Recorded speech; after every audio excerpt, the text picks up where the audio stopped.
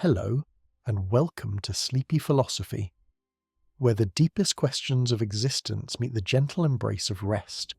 Tonight, we're embarking on a quiet journey through the mind of one of the most profound thinkers of the 20th century, a man who stared directly into the face of life's apparent meaninglessness and found not despair, but a peculiar kind of hope. This is the philosophy of Albert Camus, explored slowly, thoughtfully, and with just enough complexity to satisfy your curious mind without keeping you wide awake. Before we drift into the heart of Camus' thinking, I hope this video finds you in a comfortable place, perhaps with your pillow adjusted just right, and the day's worries beginning to fade. If you enjoy these gentle explorations of philosophy, a quiet like would help this sleepy corner of the internet reach more fellow thinkers. And if you're new here, consider subscribing for more philosophical journeys designed to accompany you into peaceful rest. So settle in, let your breathing slow, and prepare to meet a thinker who found extraordinary beauty in an ordinary world. Albert Camus was born under the blazing sun of French Algeria in 1913, and perhaps it was that intense light that taught him to see so clearly into the shadows of human existence. Imagine, if you will, walking through a quiet neighbourhood just as evening falls. The streetlights are beginning to flicker on, casting long shadows that seem to dance with secrets. You pass by windows glowing with warm light, glimpsing fragments of other people's lives. A family gathered around a dinner table, a woman reading alone by lamplight, a child's silhouette against a bedroom curtain. Each window tells a story, but you're outside, observing, never quite able to step inside and truly understand what it means to be them. This sense of being perpetually outside, looking in, captures something essential about the human condition that fascinated Albert Camus. We are conscious beings thrown into a world that doesn't seem to have been designed with our consciousness in mind. We ask questions that the universe appears incapable of answering. We search for meaning in a cosmos that remains stubbornly silent. Camus called this fundamental disconnect between human need and the world's silence the absurd. Not absurd in the sense of silly or ridiculous, but absurd in a deeper, more philosophical way. It's the collision between our very human desire for clarity, unity, and meaning, and a world that offers us none of these things directly. Picture yourself standing on a beach at dawn, watching the sun rise over an endless ocean. The scene is breathtakingly beautiful, perhaps even moving you to tears, but the ocean doesn't care that you find it beautiful. The sun doesn't rise for your benefit. The waves crash against the shore following laws of physics, not poetry. There's a profound disconnect between the meaning you experience and the indifferent natural processes unfolding before you. This disconnect, this gap between human consciousness and an indifferent universe, is where Camus located the absurd. But here's where Camus becomes truly interesting, and why his philosophy makes such perfect bedtime listening. Rather than falling into despair over this recognition, rather than turning away from the uncomfortable truth of our situation, Camus suggested we should embrace it. He found in this very absurdity a kind of freedom, and in this freedom, a reason to live fully. The absurd for Camus wasn't a problem to be solved, but a condition to be lived. Like learning to sleep peacefully despite the sounds of the city outside your window, we can learn to live meaningfully despite the silence of the cosmos, the traffic, the distant sirens, the neighbour's television. These sounds don't disappear just because we want quiet, but we can find peace within them, perhaps even because of them. Camus rejected both the escape into religious faith and the escape into philosophical systems that claim to have solved the riddle of existence. He saw these as forms of what he called philosophical suicide, attempts to leap over the absurd rather than live within it. Instead, he proposed that we acknowledge our condition honestly, and then choose to live anyway, not because life has inherent meaning handed down from above, but because we can create meaning through our choices, our actions, our very commitment to living. This brings us to one of his most famous ideas, embodied in the ancient Greek figure of Sisyphus. You might remember the myth. Sisyphus was condemned by the gods to push a boulder up a mountain for eternity. Each time he reached the summit, the boulder would roll back down and he would have to begin again. It's often cited as the perfect image of futility, of meaningless repetition. But Camus saw something else in Sisyphus. He saw a man who had been given the worst possible sentence, and yet could still choose how to respond to it. In his essay, The Myth of Sisyphus, Camus wrote that we must imagine Sisyphus happy. Not happy because his task has secret meaning, not happy because he'll eventually be rewarded, but happy because he has chosen to find dignity and even joy in the very act of pushing the boulder. Think about your own daily routines. You wake up, perhaps make coffee, check your phone, brush your teeth, head to work or school. You'll do these things again tomorrow and the day after that. From one perspective, this could seem as futile as Sisyphus's boulder. But from Camus's perspective, there's profound freedom in recognizing that these repeated actions are yours to choose, yours to perform with whatever attitude and intention you bring to them. The coffee doesn't need to be meaningful in some cosmic sense for you to savor its warmth. The conversation with a colleague doesn't need to solve the universe's riddles to be genuinely connecting. The walk home doesn't need to lead anywhere transcendent to be beautiful. Camus suggested that once we stop demanding that life justify itself to us, we become free to justify ourselves to life. This philosophy of embracing the absurd while refusing to be crushed by it became known as Absurdism. It's a philosophy that says yes to life without requiring life to say yes back. It's a philosophy of revolt, not against specific injustices, though Camus certainly opposed those too, but against the very idea that we need permission from the universe to find our existence worthwhile. Camus distinguished his philosophy from existentialism, though the two are often confused. While existentialists like Sartre argued that existence precedes essence, meaning we exist first and then create our own essential nature, Camus was less interested in essence and more interested in living. He focused on the experience of being alive in an absurd world, rather than on constructing philosophical systems to explain that experience. And for Camus, the point wasn't to become a particular kind of person, or to achieve some ideal state of being. The point was simply to live as fully and authentically as possible, while acknowledging the fundamental uncertainty of our condition. Like a musician who plays beautifully knowing the song will end, we can live beautifully, knowing our lives are finite and our questions may never be fully answered. This approach to life requires what Camus called lucidity, a clear-eyed recognition of our situation without illusions. But lucidity, in his view, shouldn't lead to paralysis or nihilism. Instead, it should free us to act according to our own values rather than according to values imposed by others or by imagined cosmic purposes. Consider how this might apply to the simple act of falling asleep. Sleep itself is absurd in a way. We spend roughly a third of our lives unconscious. Temporarily absent from the world, we spend so much energy trying to understand and navigate.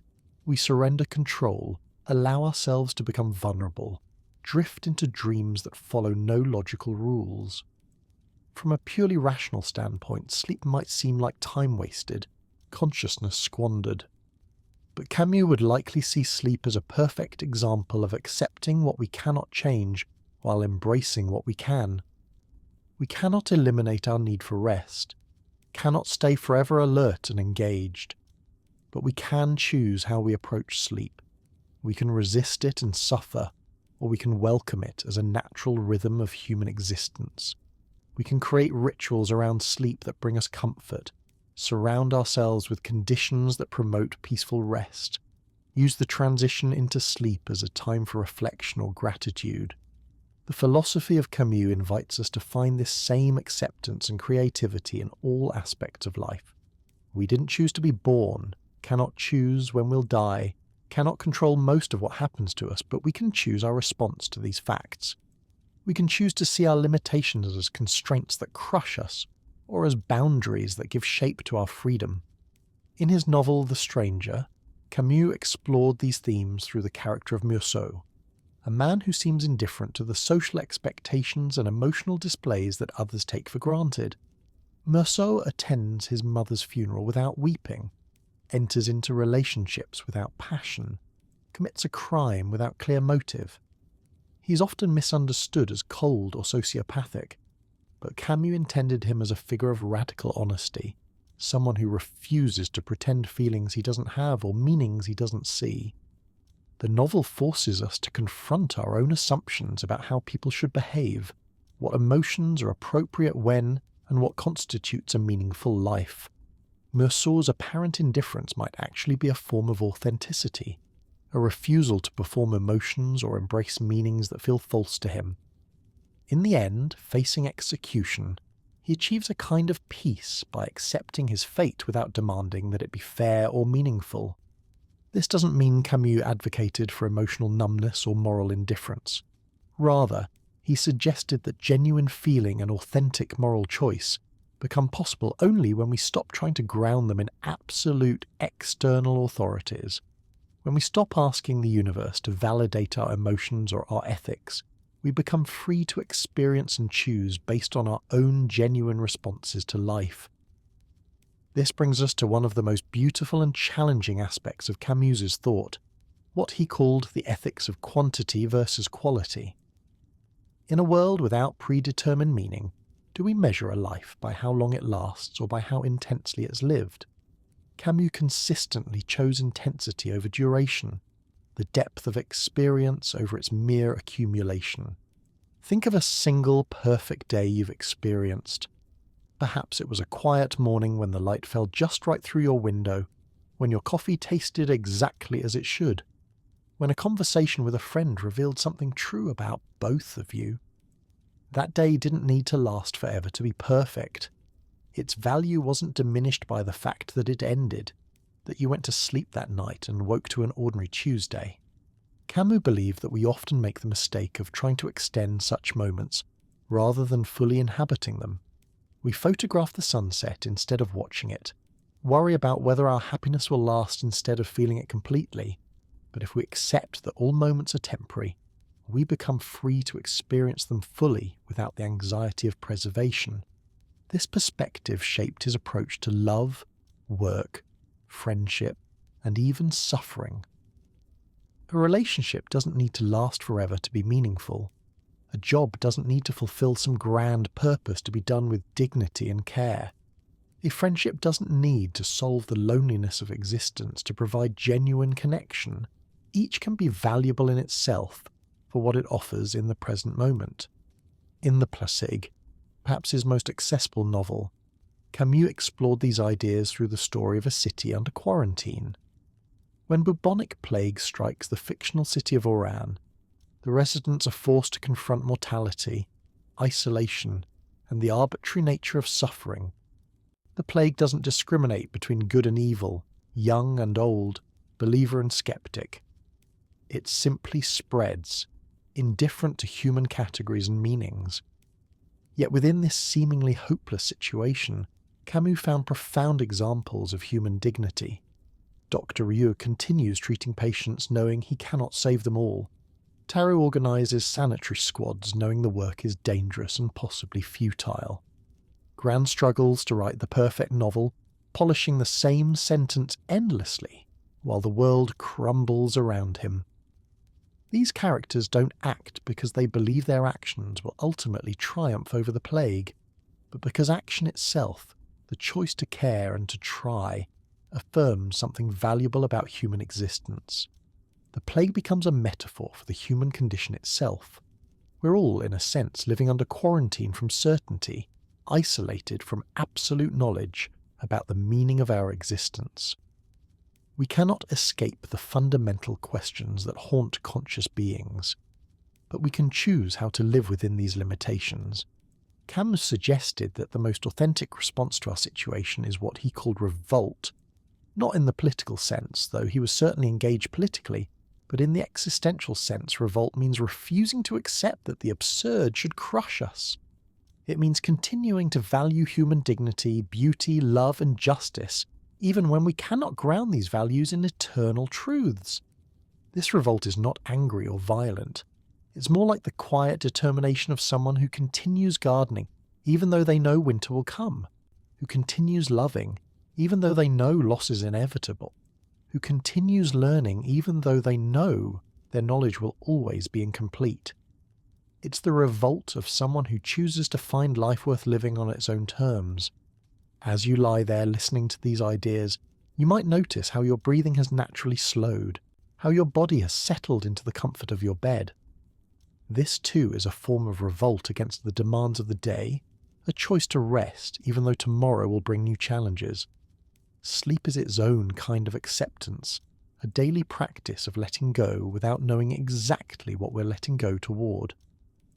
Camus would likely appreciate this parallel. Sleep requires a kind of faith, without guarantees, a willingness to surrender consciousness, without knowing what dreams might come or whether we'll wake refreshed. We cannot control our sleep any more than we can control our existence, but we can create conditions that invite rest, just as we can create conditions that invite meaning. The bedroom becomes a space of absurd acceptance. We surround ourselves with familiar objects, comfortable textures, perhaps photographs of people we love or books that have meant something to us.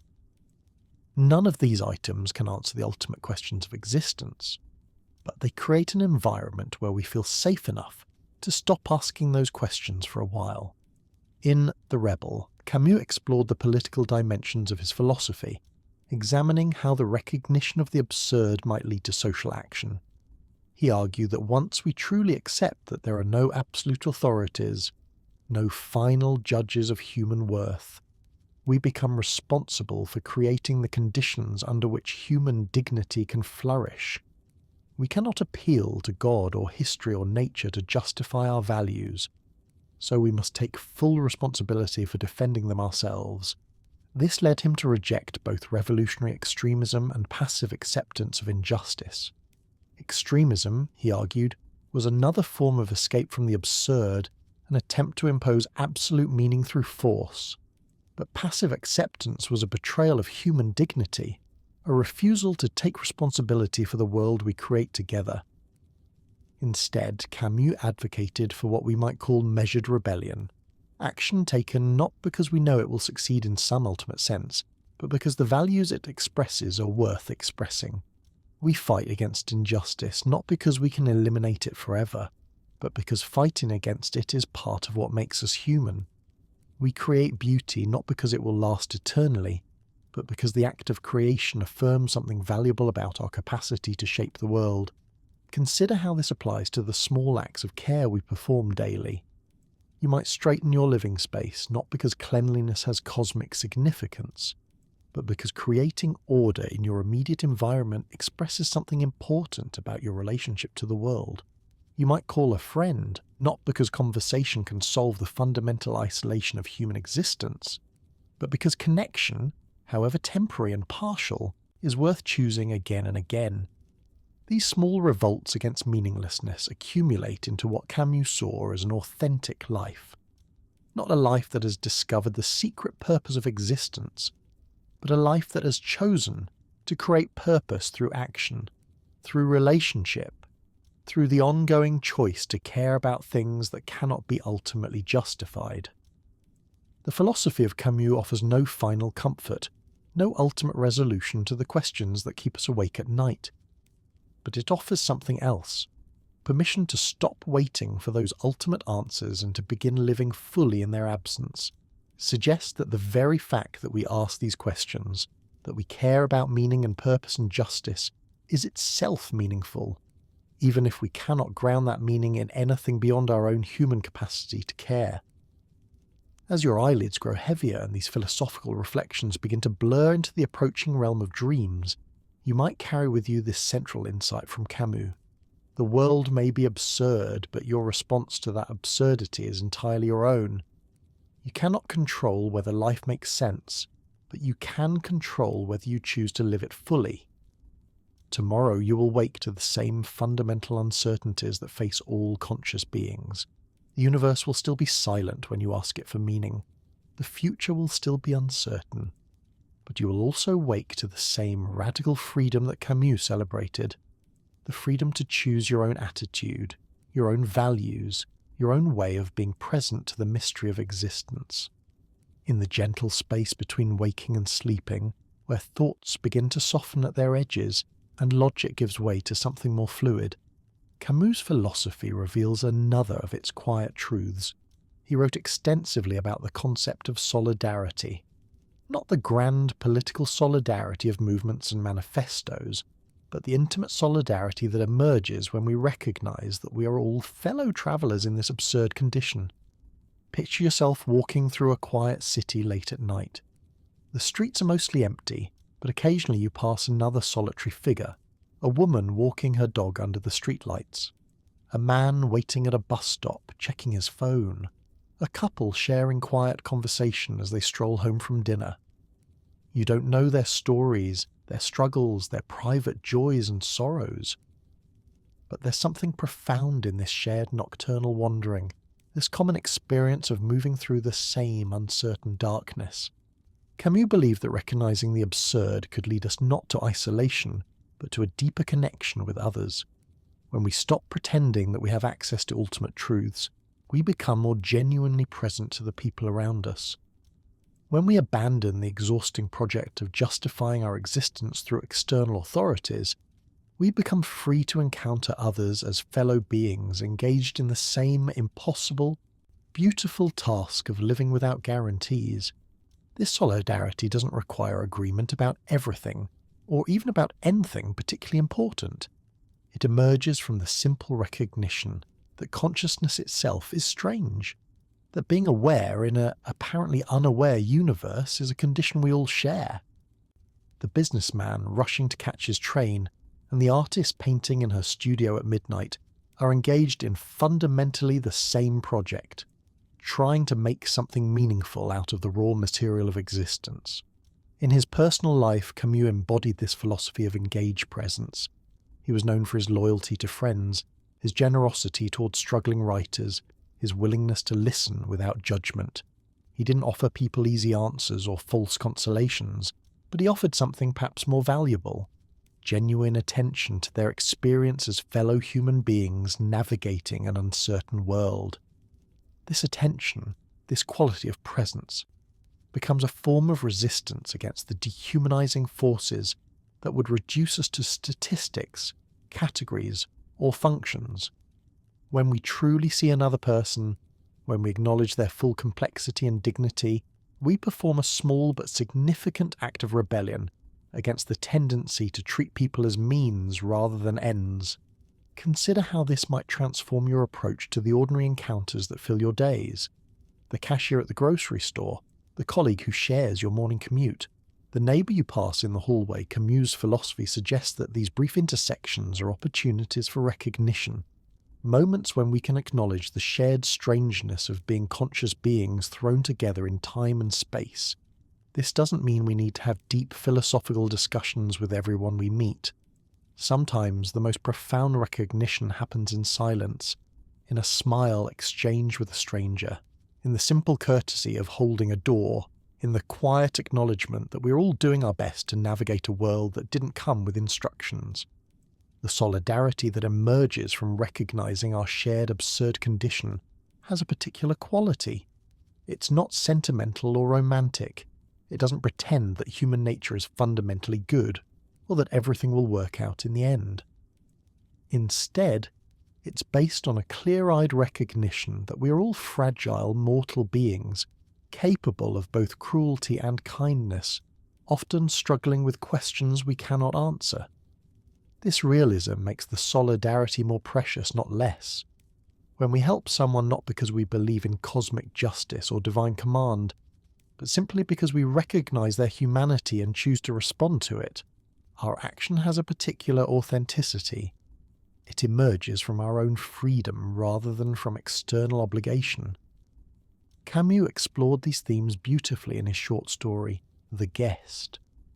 A schoolteacher in colonial Algeria is asked to escort an Arab prisoner to the authorities, but instead of following orders, he gives the man a choice: go to prison or escape to freedom. The teacher doesn't make this choice because he believes in any abstract principle of justice, but because he cannot bring himself to deny another human being the dignity of choice. The story ends ambiguously. The prisoner chooses to go to prison, perhaps out of resignation, perhaps out of his own complex understanding of honour and consequence. The teacher is left to face the anger of both the colonial authorities and the Arab community, both of whom see his action as betrayal. But Camus seems to suggest that the teacher's choice was worth making regardless of its consequences, because it affirmed something essential about human dignity. This brings us to another crucial aspect of Camus' thought, his understanding of justice and ethics in an absurd world. If there are no absolute moral authorities, no divine commandments or natural laws that dictate right and wrong, how do we make ethical choices? How do we distinguish between actions that affirm human dignity and those that diminish it? Camus' answer was characteristically subtle. He rejected moral relativism, the idea that all choices are equally valid, but he also rejected moral absolutism, the idea that ethical truths exist independently of human experience. Instead, he suggested that ethics emerge from our capacity to imagine ourselves in another's position, from our ability to extend the same dignity we claim for ourselves to others. This is not a rule-based ethics, but a situational one, requiring us to respond thoughtfully to each particular moment rather than applying universal formulas. It's an ethics of attention and imagination, asking us to consider not just what we want or what benefits us, but what our actions mean for the full range of human experience they touch. Think about a moment when you had to make a difficult choice, perhaps between your own immediate interests and someone else's well-being. Camus would be less interested in whether you followed the correct moral rule and more interested in whether you fully considered what was at stake for all the people involved. Did you imagine how your choice would feel from their perspective? Did you acknowledge their full humanity, their capacity for suffering and joy, their right to dignity? This approach to ethics requires tremendous responsibility because it cannot be reduced to simple guidelines. Each situation demands fresh consideration, genuine attention to its particular features and complexities, but it also offers tremendous freedom because it locates moral authority in our own capacity for empathy and imagination, rather than in external codes that might not fit the unique circumstances we face. In his essay, Reflections on the Guillotine, Camus applied this ethical approach to the question of capital punishment. He argued against the death penalty not on abstract philosophical grounds, but by asking us to imagine what it actually means to deliberately end a human life. He described the concrete reality of execution, the bureaucratic machinery of death, the psychological impact on everyone involved.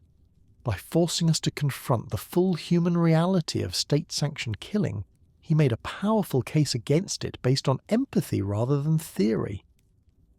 This method of ethical reasoning, grounding moral arguments in imaginative attention to human experience, reflects Camus's broader commitment to staying close to lived reality. Rather than ascending to abstract principles, he trusted our capacity to make good choices when we truly see what's at stake, when we resist the temptation to reduce complex human situations to simple formulas. As you rest there in the quiet darkness, perhaps you can feel how this approach to ethics might change your relationship to the moral choices you face. Instead of asking, "What should I do?" in the abstract, you might ask, "What would this choice mean for all the human beings it touches?" Instead of seeking the correct rule to follow, you might seek the most complete understanding of the situation you can achieve. This doesn't make ethical choice easier, but it makes it more authentic. When our choices emerge from genuine attention to human experience, rather than from obedience to external authority, they carry a different quality. They become expressions of our own freedom and responsibility, rather than mere compliance with predetermined rules.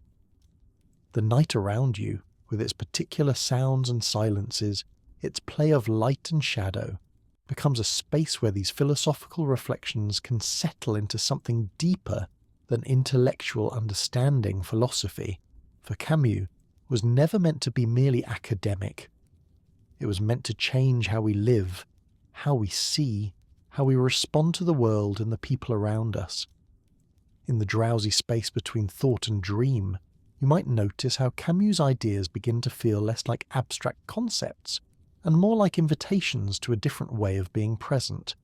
The absurd stops being a philosophical problem and becomes simply the condition within which we love, work, create, and rest. Solidarity stops being a political ideal and becomes the natural response to recognizing our shared humanity. The revolt that Camus celebrated doesn't require grand gestures or heroic actions. It can be as simple as choosing to pay attention when someone is speaking to you, as quiet as deciding to care for your own well-being without needing cosmic permission, as gentle as allowing yourself to find beauty in moments that will not last forever. Tomorrow, when you wake to another day of ordinary absurdity, you will have the opportunity to embody these philosophical insights in countless small ways, in how you greet the morning, how you respond to frustration, how you treat the people you encounter, how you approach the tasks that fill your hours. Each choice becomes an opportunity to live the philosophy rather than merely think about it. But for now, in this suspended moment between reflection and rest, you can simply let these ideas become part of the quiet landscape of your mind. They don't need to be grasped or held or fully understood. They can simply be present, like distant music or the sound of rain, part of the gentle environment that accompanies you into sleep. The pillow beneath your head, the blanket that covers you, the familiar darkness of your room. These simple comforts become expressions of the same human impulse that drives all philosophy. The desire to create meaning and beauty and peace within the constraints we cannot change. You didn't choose to need sleep, but you can choose how to approach it. You didn't choose to be conscious in an apparently unconscious universe, but you can choose how to use that consciousness. In choosing rest, in allowing your thoughts to slow and soften, in trusting your body to the mysterious process of sleep, you embody the same acceptance and creativity that Camus found in Sisyphus. The day will return, bringing its familiar boulder of questions and responsibilities. But for now, you can rest in the quiet dignity of a consciousness that has looked clearly at its condition and chosen not despair, but a profound and gentle yes to the ongoing mystery of being alive. Camus understood that living authentically in an absurd world requires what he called lucid indifference to the opinions and expectations that others project onto us. Not the cold indifference of someone who has given up caring, but the warm indifference of someone who has learned to distinguish between what truly matters and what merely appears to matter because society insists it should. Picture yourself at a social gathering where everyone seems to be performing a version of themselves they think others want to see. Conversations flow along predictable channels. People laugh at jokes that aren't particularly funny, express enthusiasm for things that don't genuinely excite them, and avoid topics that might reveal too much authentic feeling. You find yourself participating in this gentle charade, not out of malice but out of habit, out of the deep human desire to belong. But then, perhaps inspired by too much wine or too little sleep, someone says something genuinely true. Maybe they admit to feeling lost in their career, or confess to a fear they've never voiced, or simply acknowledge that they don't understand what everyone else seems to find so compelling about the latest cultural phenomenon. The room grows quiet for a moment, not uncomfortable exactly, but charged with the recognition that something real has broken through the performance.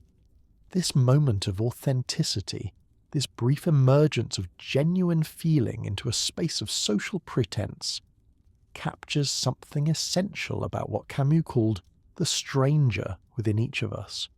We are all to some degree strangers to the social roles we inhabit, the expectations we fulfill, the versions of ourselves we present to the world. The question is whether we acknowledge this strangeness or spend our energy trying to hide it. Camus believed that acknowledging our essential strangeness, our fundamental outsider status in a world we didn't design, could become a source of freedom rather than alienation. When we stop trying so hard to fit perfectly into predetermined categories, we become free to discover what we actually think, feel, and value. When we stop seeking approval from authorities that may not deserve our deference, we become free to grant approval to ourselves. This doesn't mean abandoning all social connection or rejecting every convention. Some traditions carry genuine wisdom. Some expectations reflect legitimate care for collective well-being, but Camus suggested that we should choose our commitments consciously rather than accepting them automatically, that we should participate in social life as free agents rather than as unconscious performers of inherited scripts. The workplace becomes a particularly interesting space to consider through this lens. Most of us spend the majority of our waking hours in professional environments that demand certain kinds of performance, certain ways of speaking and behaving and presenting ourselves. These demands aren't necessarily malicious, but they often require us to suppress aspects of our authentic selves in service of organisational goals we may not fully embrace. Camus worked as a journalist for much of his career, and he often wrote about the tension between the need to earn a living and the desire to maintain intellectual and emotional integrity. He didn't romanticise poverty, or suggest that everyone should quit their jobs in pursuit of artistic purity, but he did insist that we could maintain an inner freedom, even while fulfilling external obligations, that we could perform our roles without becoming entirely identified with them. Think about how this might apply to your own work life. Perhaps you sit through meetings where you're expected to express enthusiasm for initiatives you find pointless. Perhaps you write emails in a tone that feels artificial to you. Perhaps you smile and nod when colleagues make statements you privately disagree with. These small compromises with authenticity are often necessary for practical reasons, but Camus would suggest that we can make them consciously, recognizing them as choices rather than inevitable requirements. The key is maintaining what he called interior distance from the roles we play. You can fulfill your professional obligations without believing that your job title defines your essential worth. You can participate in social rituals without forgetting that they are constructions rather than natural laws. You can respect legitimate authority without surrendering your capacity for independent judgment. This interior distance requires practice, like learning to meditate or play a musical instrument. It's the practice of remembering, in the midst of daily routines, that you are more than the sum of your social functions. The part of you that lies quietly in bed at night, listening to philosophical reflections, thinking thoughts that no one else will ever know, feeling the particular quality of your own consciousness. This part exists independently of all the categories and expectations that shape your public life. Camus found this interior freedom particularly important when facing what he called the trap of hope. Hope, he argued, could become a form of escape from present reality, a way of avoiding full engagement with current circumstances by projecting satisfaction into an imagined future. Instead of hoping that life would eventually make sense, or that suffering would eventually be justified, he suggested learning to find value in the immediate experience of being alive. This doesn't mean abandoning all future planning or giving up on the possibility of positive change, but it does mean refusing to make present happiness conditional on future achievements. The satisfaction of a job well done doesn't depend on whether that job leads to a promotion. The pleasure of a conversation with a friend doesn't require that friendship to last forever. The beauty of a sunset doesn't need to be photographed or shared to be fully experienced. As you rest there in the darkness, you might notice how this philosophy applies to the very act of falling asleep. Sleep requires a kind of surrender to the present moment, a willingness to stop planning and analysing and worrying about tomorrow. You cannot force sleep to come by hoping for it intensely. You can only create conditions that invite rest and then let go of the outcome. This letting go is its own form of revolt against the anxious productivity that characterises so much of modern life. In a culture that often measures worth by constant activity and achievement, choosing to rest becomes a radical act. Sleep is profoundly unproductive from a conventional standpoint. It generates no income, accomplishes no tasks, advances no agendas. Yet it's absolutely essential for human flourishing. Camus would likely appreciate this paradox. Some of the most important things we do, the things most necessary for authentic living, cannot be justified in terms of external utility. Love serves no practical purpose beyond itself. Beauty contributes nothing to the economy. Friendship produces no measurable outcomes. Yet these experiences give life whatever meaning it possesses for us. The bedroom becomes a sanctuary for this kind of non-utilitarian existence. Here, surrounded by objects chosen for comfort rather than efficiency, engaged in activities that serve no purpose beyond rest and restoration, you can practice the art of being rather than doing. The soft texture of your pillowcase, the familiar weight of your blanket, the particular way light from the street filters through your curtains, these sensory details matter not because they accomplish anything, but because they contribute to your experience of being peacefully present. In his notebooks, Camus wrote extensively about what he called the right to happiness, not as something we must earn through achievement or moral perfection, but as something that belongs to us simply by virtue of being conscious. This happiness isn't the temporary pleasure that comes from getting what we want, but the deeper satisfaction that emerges from accepting what we are. This acceptance doesn't mean passive resignation to circumstances we could change. Camus was actively involved in efforts to combat political injustice and social inequality, but it does mean recognizing that some aspects of our condition, the fundamental facts of mortality and uncertainty, and the need for rest, cannot be altered and therefore should be embraced rather than resisted. The practice of falling asleep each night becomes a rehearsal for this larger acceptance. We cannot control our dreams or guarantee that we'll wake refreshed. We cannot eliminate all the sounds and distractions that might disturb our rest. But we can arrange our sleeping space thoughtfully, establish routines that promote relaxation, and approach the transition into unconsciousness with trust rather than anxiety. This trust, this daily practice of letting go without knowing exactly what we're letting go toward, cultivates the same quality of acceptance that Camus found essential for authentic living. We learn to act without needing to control outcomes, to care without needing to possess, to love without needing to understand completely what love means. The philosophy emerges not from abstract reasoning but from lived experience, from the accumulated wisdom of countless nights of falling asleep and countless mornings of waking to face another day of beautiful uncertainty. Each cycle of rest and waking becomes an opportunity to practice the art of living fully within our limitations, of finding freedom within constraint, of creating meaning without demanding that the universe validate our creations. In the gentle space where consciousness begins to dissolve at its edges, where thoughts become less linear and more impressionistic, these philosophical insights transform from ideas to be understood into qualities to be embodied. The revolt against meaninglessness becomes as natural as breathing. The solidarity with fellow humans becomes as automatic as a smile shared with a stranger. The acceptance of absurdity becomes as peaceful as the moment when sleep finally arrives. Tomorrow will bring its own collection of small absurdities and unexpected beauties. You will wake to find the same questions waiting that have always waited, the same fundamental uncertainty about purpose and meaning and the right way to live.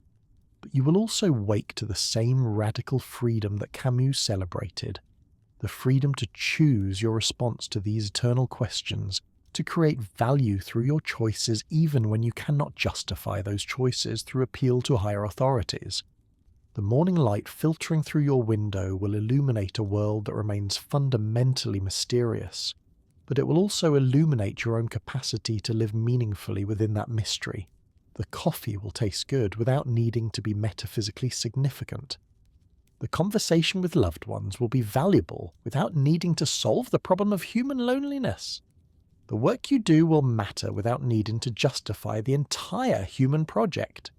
These simple recognitions, emerging from the philosophical framework that Camus provided, offer not answers, but something perhaps more valuable. permission to stop waiting for answers and to begin living fully in their absence.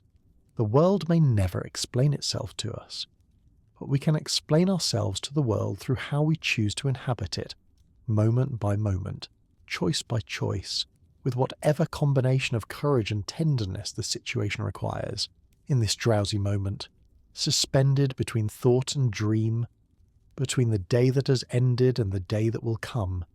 You embody the very possibility that Camus found so compelling, the possibility of living beautifully in an absurd world, of finding joy without needing cosmic permission, of creating meaning through the simple but profound act of choosing to remain present to the mystery of existence. The silence around you is not empty but full, pregnant with the same potential that Camus found in the silence of the universe.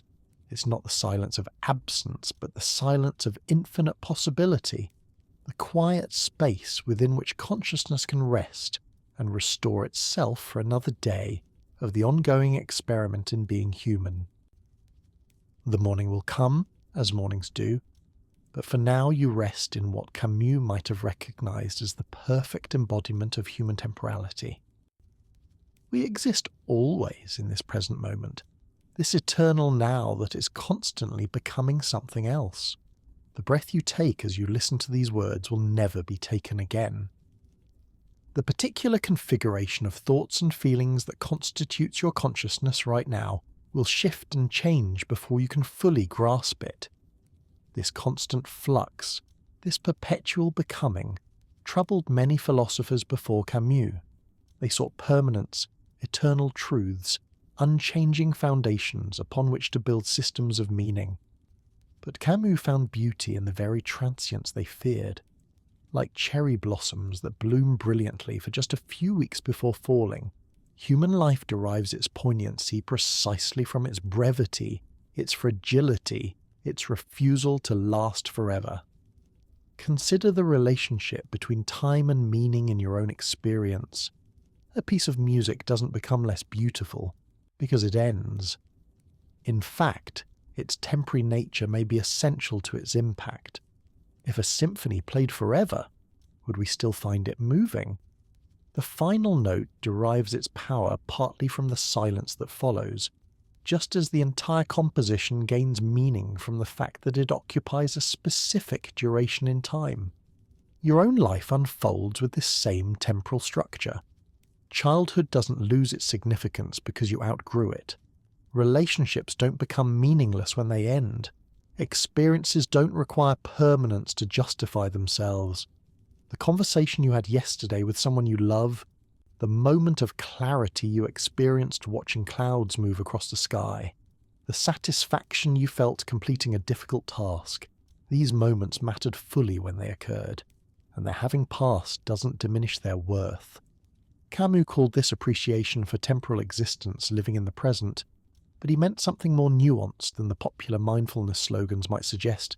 He wasn't advocating for a naive rejection of past and future, but rather for a recognition that past and future exist for us only in the present moment of remembering or anticipating.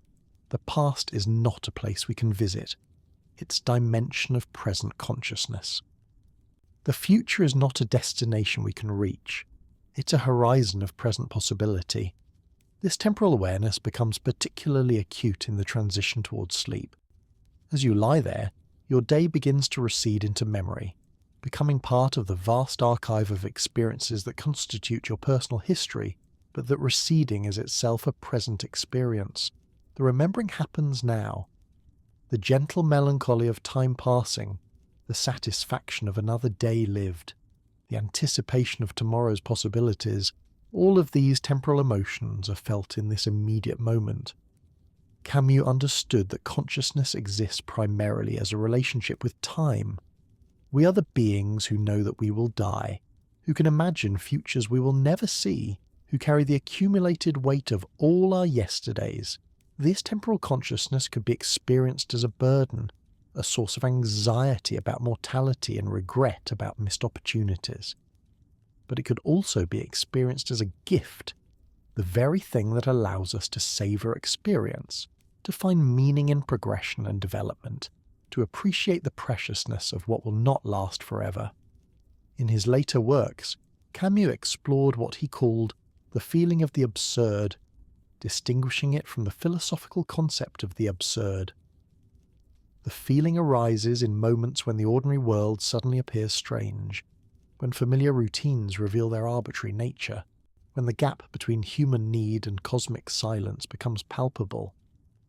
You might have experienced this feeling while walking through your neighbourhood and suddenly seeing it as if for the first time, noticing how odd it is that humans have arranged themselves in these rectangular structures, following these invisible rules, pursuing these particular goals. These moments of estrangement could be unsettling, but Camus found them clarifying. They break through the hypnotic quality of routine and habit, reminding us that our ways of organising life are choices rather than inevitabilities. The feeling of the absurd doesn't reveal that life is meaningless, but rather that the meanings we've constructed are human constructions, fragile and provisional, but also creative and surprising. Think about your bedroom, the space where you now rest. From one perspective, it's simply a collection of objects arranged according to practical needs and personal preferences, a bed for sleeping, a dresser for storing clothes, perhaps a chair for sitting, a lamp for reading. Nothing mysterious or profound about these arrangements. But from another perspective, this space represents something extraordinary, a human being's attempt to create an environment that supports rest, reflection, and restoration. The colours you've chosen, the way you've arranged the furniture, the objects you've decided to keep nearby, all of these choices reflect your particular way of being human. The feeling of the absurd might arise when you suddenly see your bedroom as an alien might see it, as a curious arrangement of materials serving purposes that aren't self-evident. But this strangeness doesn't diminish the genuine comfort the space provides. If anything, it might enhance your appreciation for the creativity involved in making a home, in transforming raw space into a place where consciousness can rest peacefully. Camus wrote beautifully about what he called the luxury of being human. Unlike other animals, who seem to live entirely within their immediate circumstances, humans have the peculiar ability to step outside their experience and observe it, to imagine alternatives, to ask questions about the meaning and value of what they're doing. This capacity for self-reflection could be seen as a burden, a source of endless anxiety and self-doubt. But Camus saw it as a luxury, a surplus of consciousness that allows us to appreciate beauty, create art, love more deeply than mere survival requires. The very fact that you're listening to philosophical reflections as you prepare for sleep demonstrates this luxury. You don't need to understand Camus' ideas to survive until tomorrow. This exploration serves no immediate practical purpose. Yet here you are, using your consciousness not merely to solve problems or fulfill obligations, but to contemplate the nature of existence itself. This is consciousness at play, mind engaged in the purely human activity of wondering about its own condition. In his personal life, Camus cultivated what we might call lucid enjoyment, the ability to appreciate pleasure and beauty without needing to justify them philosophically. He loved swimming in the Mediterranean, playing soccer with friends, sitting in cafes watching people pass by on busy streets. He didn't need these activities to serve some higher purpose. Their value lay in the immediate satisfaction they provided, the way they engaged his senses and emotions and social nature. This approach to pleasure was part of his larger revolt against systems of thought that deferred satisfaction to some future state or higher realm. Why should present happiness be sacrificed for the promise of eternal bliss? Why should immediate beauty be dismissed as illusion in favour of abstract truth?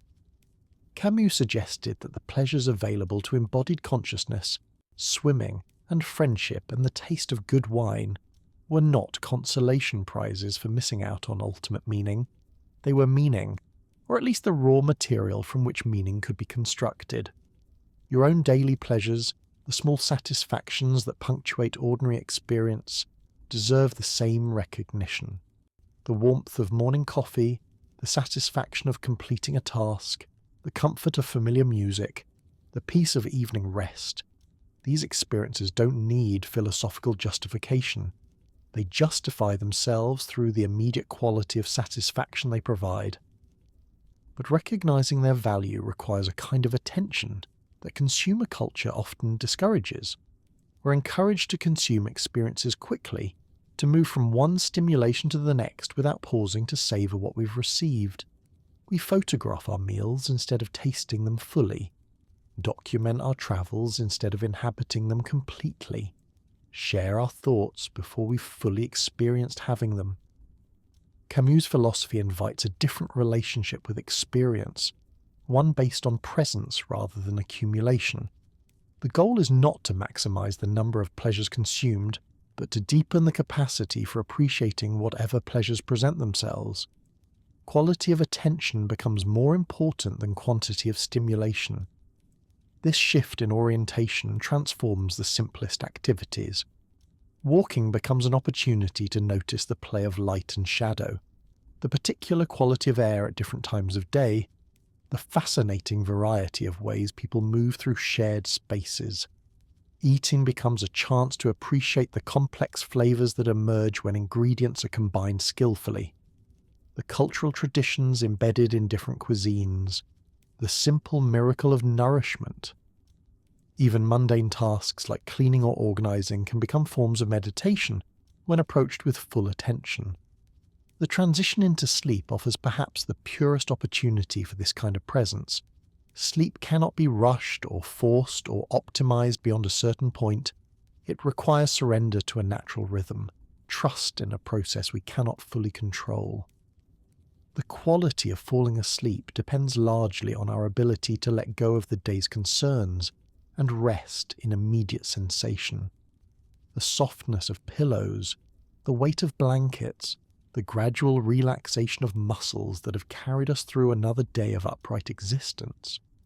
This surrender to sleep rehearses the larger surrender that Camus found necessary for authentic living.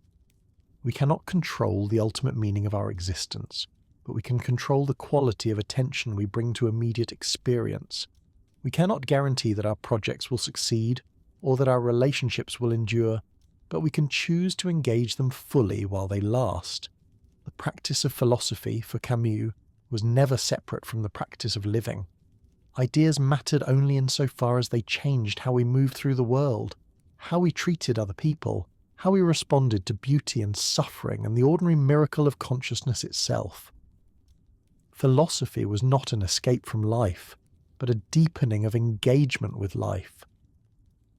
As these reflections settle into the quieter regions of your mind, as thoughts become less urgent and more dreamlike, you might notice how philosophy transforms from intellectual exercise into lived wisdom. The ideas cease to be objects of analysis and become qualities of experience, acceptance, creativity, presence, revolt, solidarity. They infuse the simple act of lying in bed with a kind of dignity, a recognition that even rest is a form of human creation, a choice to value restoration over productivity, being over doing.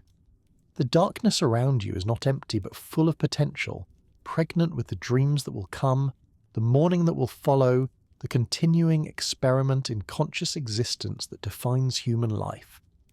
Tomorrow you will wake to find the same fundamental questions waiting, the same beautiful uncertainty about purpose and meaning. But you will also wake to the same radical freedom that Camus celebrated, the freedom to respond to those questions creatively rather than desperately, to live fully within uncertainty rather than waiting for certainty to arrive. The night air moving gently through your window, the distant sounds of a world that never quite sleeps, the rhythm of your own breathing gradually slowing, all of these elements combine to create this particular moment of peaceful transition. It will never come again exactly like this, but that uniqueness doesn't make it less valuable. If anything, it makes this moment more precious, more worthy of the gentle attention you're giving it now. In choosing to end your day with philosophical reflection rather than anxious planning or mindless entertainment, you embody the very spirit of revolt that Camus advocated. You refuse to let the pressures of productivity colonize every moment of consciousness. You insist on your right to contemplate, to wonder, to rest, to let your mind wander through questions that have no immediate practical application but enormous human significance. This is consciousness choosing its own adventure, deciding to spend its finite attention on what nurtures and sustains, rather than what depletes and diminishes. It's a small act of rebellion against a culture that often treats contemplation as luxury and rest as laziness. But for Camus, these quiet rebellions matter enormously. They preserve space for the fully human life, for the consciousness that refuses to be reduced to mere function. The pillow beneath your head, chosen for comfort rather than efficiency, represents the same human impulse that creates art, music, literature, philosophy itself. It serves no purpose beyond making rest more pleasant, but the purpose is sufficient. The human capacity to choose comfort over mere survival, beauty over mere utility, meaning over mere mechanism, these capacities distinguish us not because they solve the riddle of existence, but because they demonstrate our refusal to be crushed by that riddle's difficulty. As sleep approaches, as consciousness prepares for its nightly dissolution and renewal, you carry with you not answers but something more valuable. The recognition that questions themselves are forms of aliveness, that wondering is a way of celebrating consciousness, that the very capacity to lie awake pondering the mystery of existence is itself a kind of miracle worth protecting. The world will still be absurd when you wake, but your response to that absurdity remains entirely your own to choose. And in that choice, in that daily renewal of commitment to living fully despite uncertainty, lies whatever meaning human existence possesses. Not meaning discovered like a hidden treasure, but meaning created like a work of art, through the ongoing choice to find life worth living on its own temporary, fragile, beautiful terms. The morning will indeed come, as it always has, but between now and then lies the mysterious territory of dreams, that realm where Camus' philosophy takes on an almost mystical quality.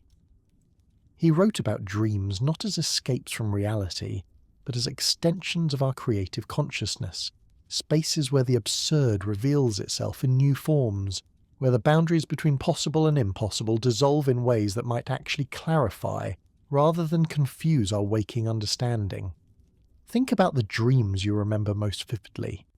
Perhaps you found yourself flying over familiar landscapes, or speaking with people who died long ago, or discovering rooms in your house that don't actually exist. These dream experiences feel meaningful while they're happening, even though they violate every rule of logical consistency. Upon waking, we might dismiss them as mere neural static, random firing of synapses during sleep's maintenance cycles. But Camus might suggest that dreams demonstrate something profound about consciousness itself, our capacity to create meaning that doesn't depend on literal truth. In dreams, we regularly experience impossible things as perfectly natural. We accept contradictions without question, inhabit multiple identities simultaneously, move through narratives that would make no sense to our waking minds, yet these experiences often feel more emotionally authentic than much of our carefully reasoned daily existence. The conversation with your deceased grandmother in last night's dream might have conveyed more genuine wisdom than the business meeting you attended yesterday, even though one was real and the other was just a dream. This paradox would have fascinated Camus. He was always interested in experiences that revealed the limitations of purely rational approaches to life. Dreams show us consciousness operating according to different rules, creating meaning through association and symbol rather than logic and evidence. They suggest that the human mind is far more creative and flexible than our waking selves usually acknowledge. The boundary between sleeping and waking consciousness becomes particularly interesting when we consider how memory works. Your dreams from last night are already fading, becoming impressions rather than clear narratives, emotions rather than specific events. But this fading doesn't necessarily diminish their significance. Perhaps the value of dreams lies not in what we can remember about them, but in how they expand our sense of what consciousness can do, what realities it can inhabit, what meanings it can create without external validation. Camus was fascinated by what he called privileged moments, experiences that seemed to contain more reality than ordinary experience, moments when the usual boundaries between self and world became permeable. These might occur during intense aesthetic experiences, moments of deep connection with another person, or simply while observing the play of light through leaves on an ordinary afternoon. Dreams seem to be composed entirely of such privileged moments, experiences that feel saturated with significance, even when they make no logical sense. As you drift closer to sleep, you're entering a realm where Camus' philosophy might find its most natural expression. In dreams, we regularly experience the kind of freedom from conventional logic that he advocated in waking life. We create meaning without needing external authorization. We inhabit multiple perspectives simultaneously. We accept paradox as natural rather than problematic. The dreaming mind embodies what Camus called the creative consciousness, the aspect of human awareness that refuses to be limited by what already exists. In dreams, we regularly invent new landscapes, new relationships, new possibilities for experience. We don't ask permission from reality before allowing these inventions to feel meaningful. We simply inhabit them fully while they last. This creative aspect of consciousness operates even when we're not dreaming. Every work of art, every act of love, every moment of genuine play involves the same willingness to create meaning that doesn't need external justification. The poem doesn't need to solve any practical problems to be valuable. The song doesn't need to convey information to be moving. The embrace doesn't need to last forever to be deeply satisfying. Consider how this applies to your own creative impulses, those moments when you feel drawn to make something, express something, share something that has no clear utility but feels important anyway. Perhaps you found yourself humming a melody that came from nowhere, arranging objects on your desk in a particular pattern that pleases you, or taking a photograph of shadows on a wall simply because something about their configuration moved you. These impulses represent the same creative consciousness that operates in dreams, the part of awareness that generates meaning through play rather than work, through exploration rather than goal-seeking. Camus believed that nurturing this creative aspect of consciousness was essential for living authentically in an absurd world. When we can create meaning independently of external validation, we become less dependent on the approval of others, less anxious about whether our lives measure up to imposed standards.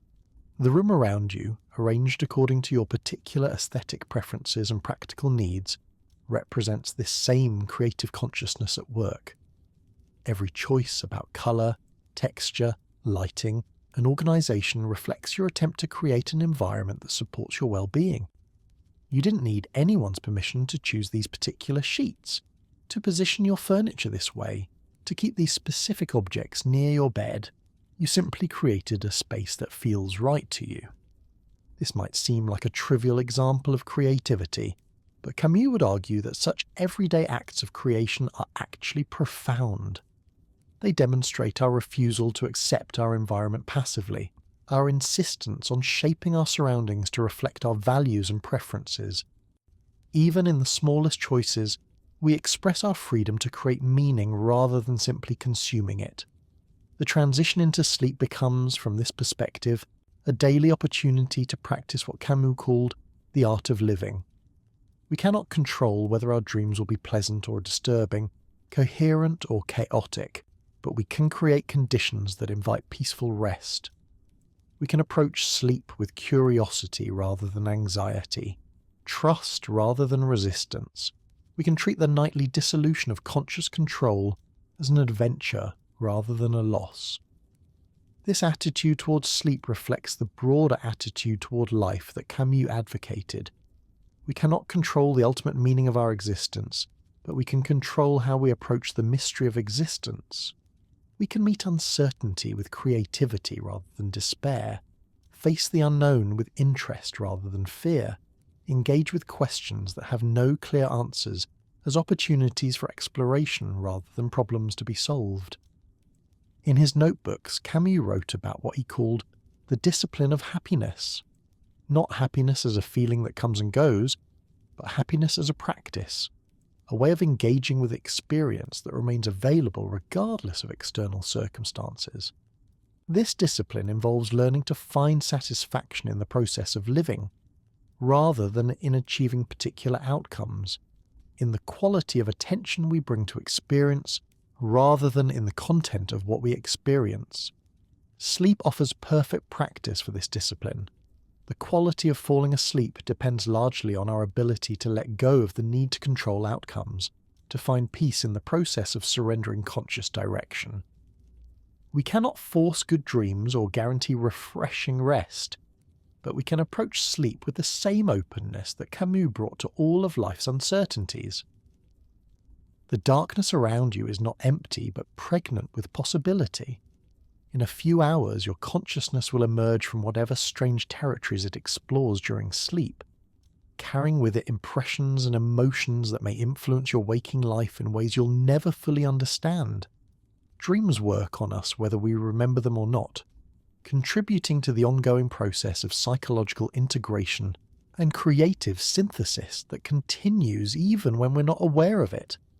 This hidden creativity of the sleeping mind reflects something that fascinated Camus throughout his career: the way meaning emerges from processes we don't consciously control. The novelist doesn't entirely understand where characters come from. The mathematician doesn't fully grasp how solutions appear. The lover doesn't completely comprehend the sources of attraction. Consciousness seems to operate according to patterns that extend beyond our rational understanding, creating connections and insights through methods that remain largely mysterious. Rather than finding this mystery frustrating, Camus found it liberating. If meaning could emerge through processes we don't control, then we don't need to carry the entire burden of creating significance through conscious effort.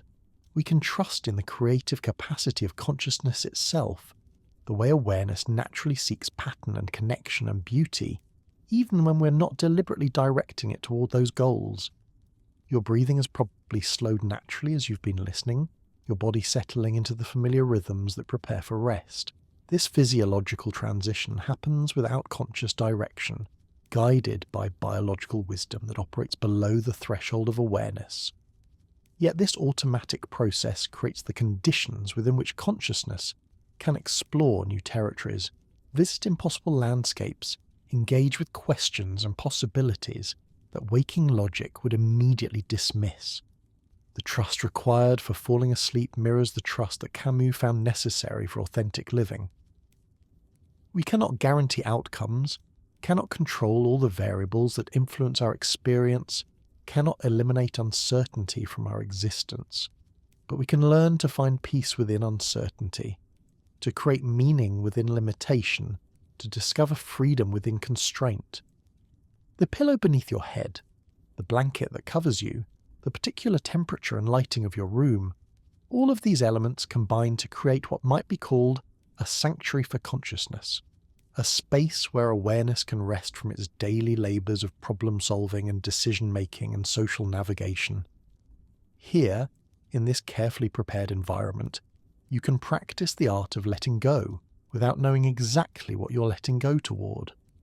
This practice extends far beyond sleep into every area of life where we must act without guarantees, love without certainty, create without knowing whether our creations will endure.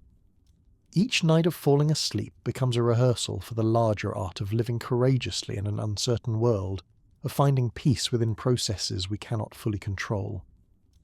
Camus wrote about what he called the courage of questions, the bravery required to keep asking profound questions even when we know they may not have satisfying answers.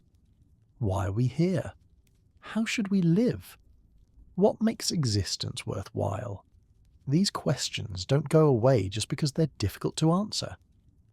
They continue to arise from the very structure of consciousness itself, from our capacity to step outside immediate experience and wonder about its meaning. The courage of questions involves accepting that some mysteries may be permanent features of conscious existence, rather than problems waiting to be solved. The question of life's ultimate meaning may not have a final answer, but asking it changes us, opens us to experiences and insights we might otherwise miss. The questioning itself becomes a way of being fully alive, fully engaged with the mystery of existence. In the drowsy space between waking and sleeping, questions become less urgent and more like gentle companions. Why am I here? Becomes a source of wonder rather than anxiety. What does it all mean? Transforms from a demand for answers into an appreciation for the very capacity to ask, how should I live? Shifts from a problem to solve into an ongoing exploration, a daily opportunity to experiment with different ways of being human. This transformation from anxious questioning to peaceful wondering reflects the deeper transformation that Camus' philosophy can facilitate. The absurd condition of human existence doesn't change, but our relationship to that condition can evolve. We can learn to inhabit uncertainty with grace, to find meaning in the very act of searching for meaning, to create value through our responses to life's fundamental questions, rather than waiting for life to provide predetermined answers. The night air moving gently through your window carries with it the breath of a world that continues its ancient cycles, regardless of human understanding. Trees exchange oxygen for carbon dioxide, following patterns established long before consciousness emerged. Stars burn in distant galaxies, governed by physics rather than purpose. Yet here you are, a brief flowering of awareness in this vast cosmos, capable of appreciating beauty, creating meaning, choosing how to respond to the mystery of existence. This capacity for appreciation and choice is what Camus found most remarkable about human consciousness. We are the part of the universe that has become aware of itself, capable of stepping back and marvelling at the very process of awareness. This marvel doesn't solve the riddle of existence, but it changes our relationship to the riddle. We become participants in the mystery, rather than simply victims of it. Tomorrow you will wake to find the same questions waiting, the same fundamental uncertainty about purpose and meaning that has always characterized human existence. But you will also wake to the same riskable capacity that has carried our species through millennia of uncertainty. The ability to create meaning through attention, love, creativity, and choice.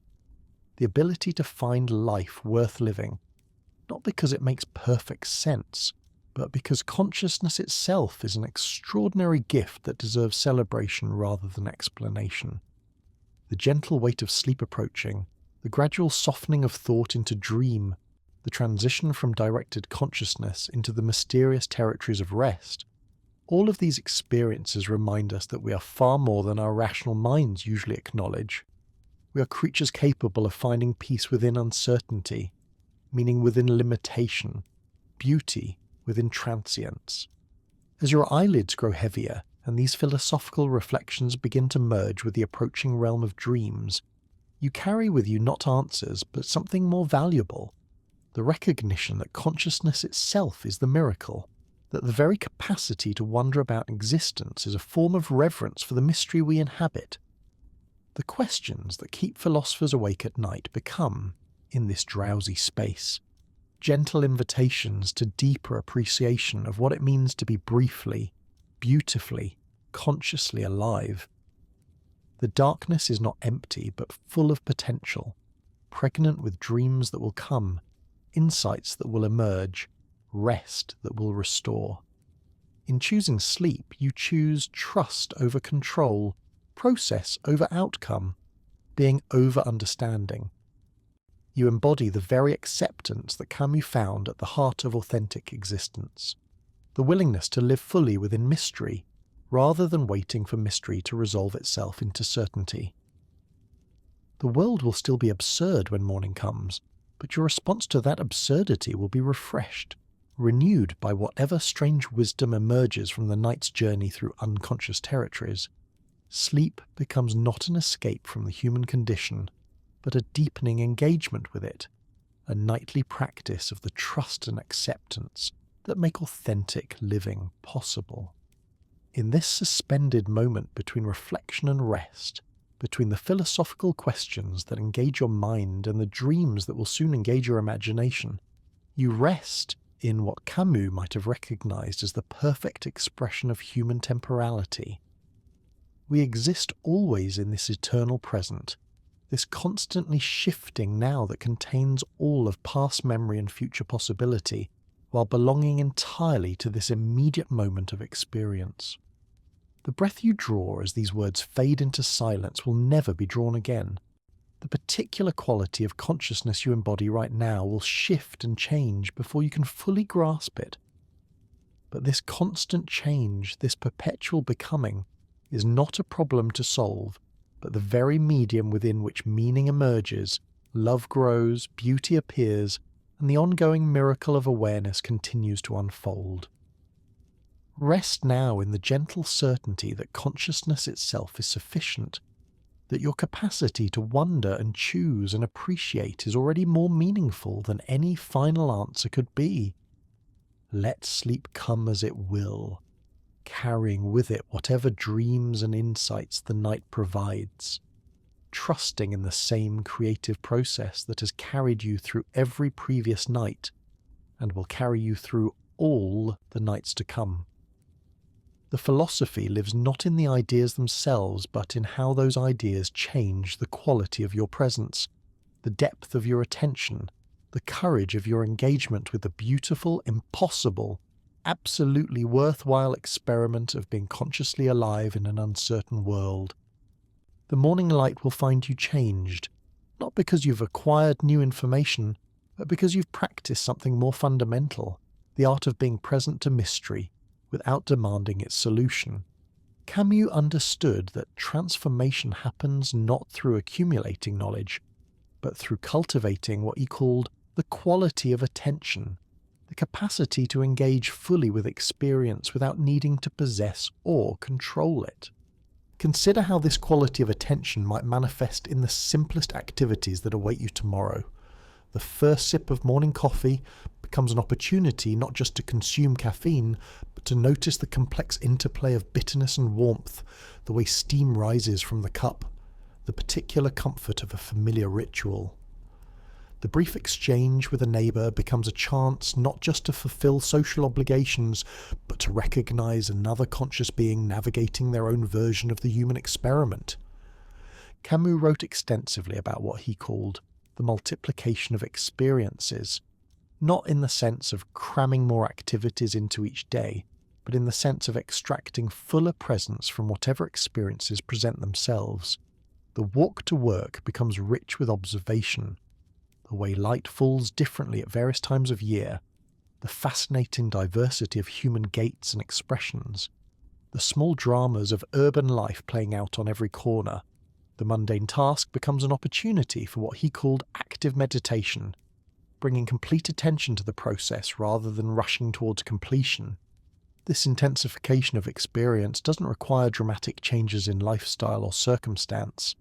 It emerges from a shift in orientation, a decision to treat ordinary moments as worthy of the same attention we usually reserve for special occasions.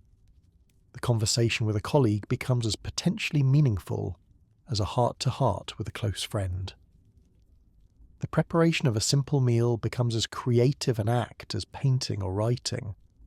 The moment of fatigue at day's end becomes as worthy of gentle attention as any profound philosophical insight. In his personal letters, Camus often wrote about the texture of daily life, with the same care he brought to existential questions. He described the particular quality of Mediterranean light, the satisfaction of swimming in cold water, the pleasure of sharing wine with friends who understood both the joy and sorrow of existence. These details weren't incidental to his philosophy, but central to it. They demonstrated his belief that meaning emerges from quality of engagement rather than quantity of achievement.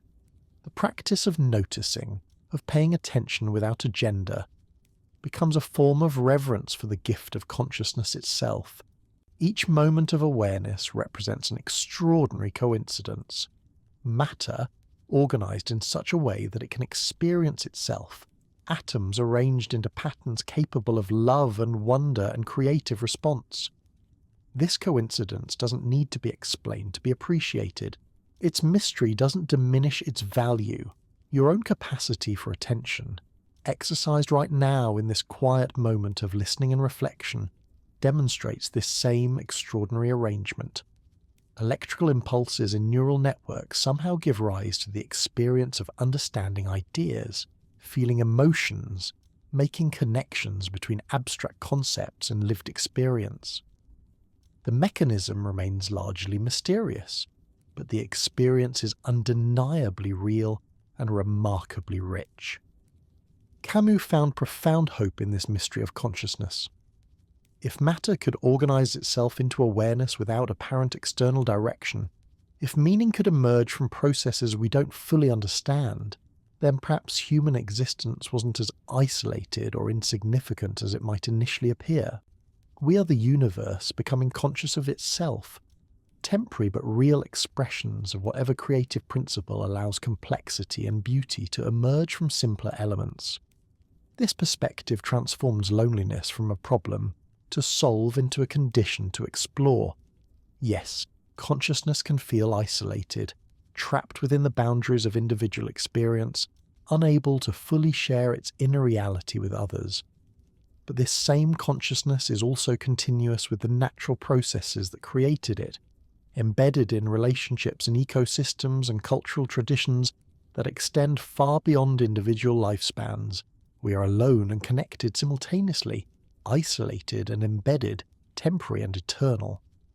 The bedroom around you embodies this paradox beautifully. It's your private space, arranged according to your particular needs and preferences, a sanctuary for the individual consciousness you inhabit, yet it's also connected to larger systems, the electrical grid that powers your lights, the water systems that supply your home, the economic networks that made your possessions available, the cultural traditions that inform your ideas about comfort and rest. Even in solitude, you participate in countless relationships.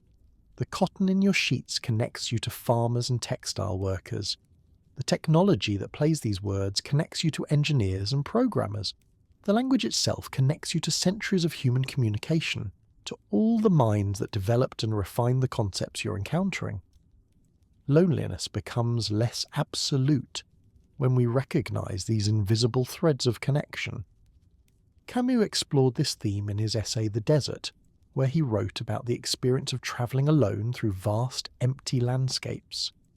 The physical isolation could have been overwhelming, but he found instead a profound sense of connection to the elemental forces that shape all existence: wind, sun, stone, the patient work of erosion and renewal. The desert taught him that solitude doesn't necessarily mean separation from the larger processes of which we're part. Your own moments of solitude, including this peaceful transition towards sleep, offer similar opportunities for recognizing connection within apparent isolation. The air you breathe has been breathed by countless other beings. The elements in your body were forged in ancient stars. The thoughts you think participate in conversations that have been ongoing for millennia. Individual consciousness emerges from and returns to larger patterns that continue beyond any particular life. This recognition doesn't eliminate the poignancy of individual existence, but deepens it. Each moment of awareness becomes precious precisely because it's temporary, valuable because it's unrepeatable.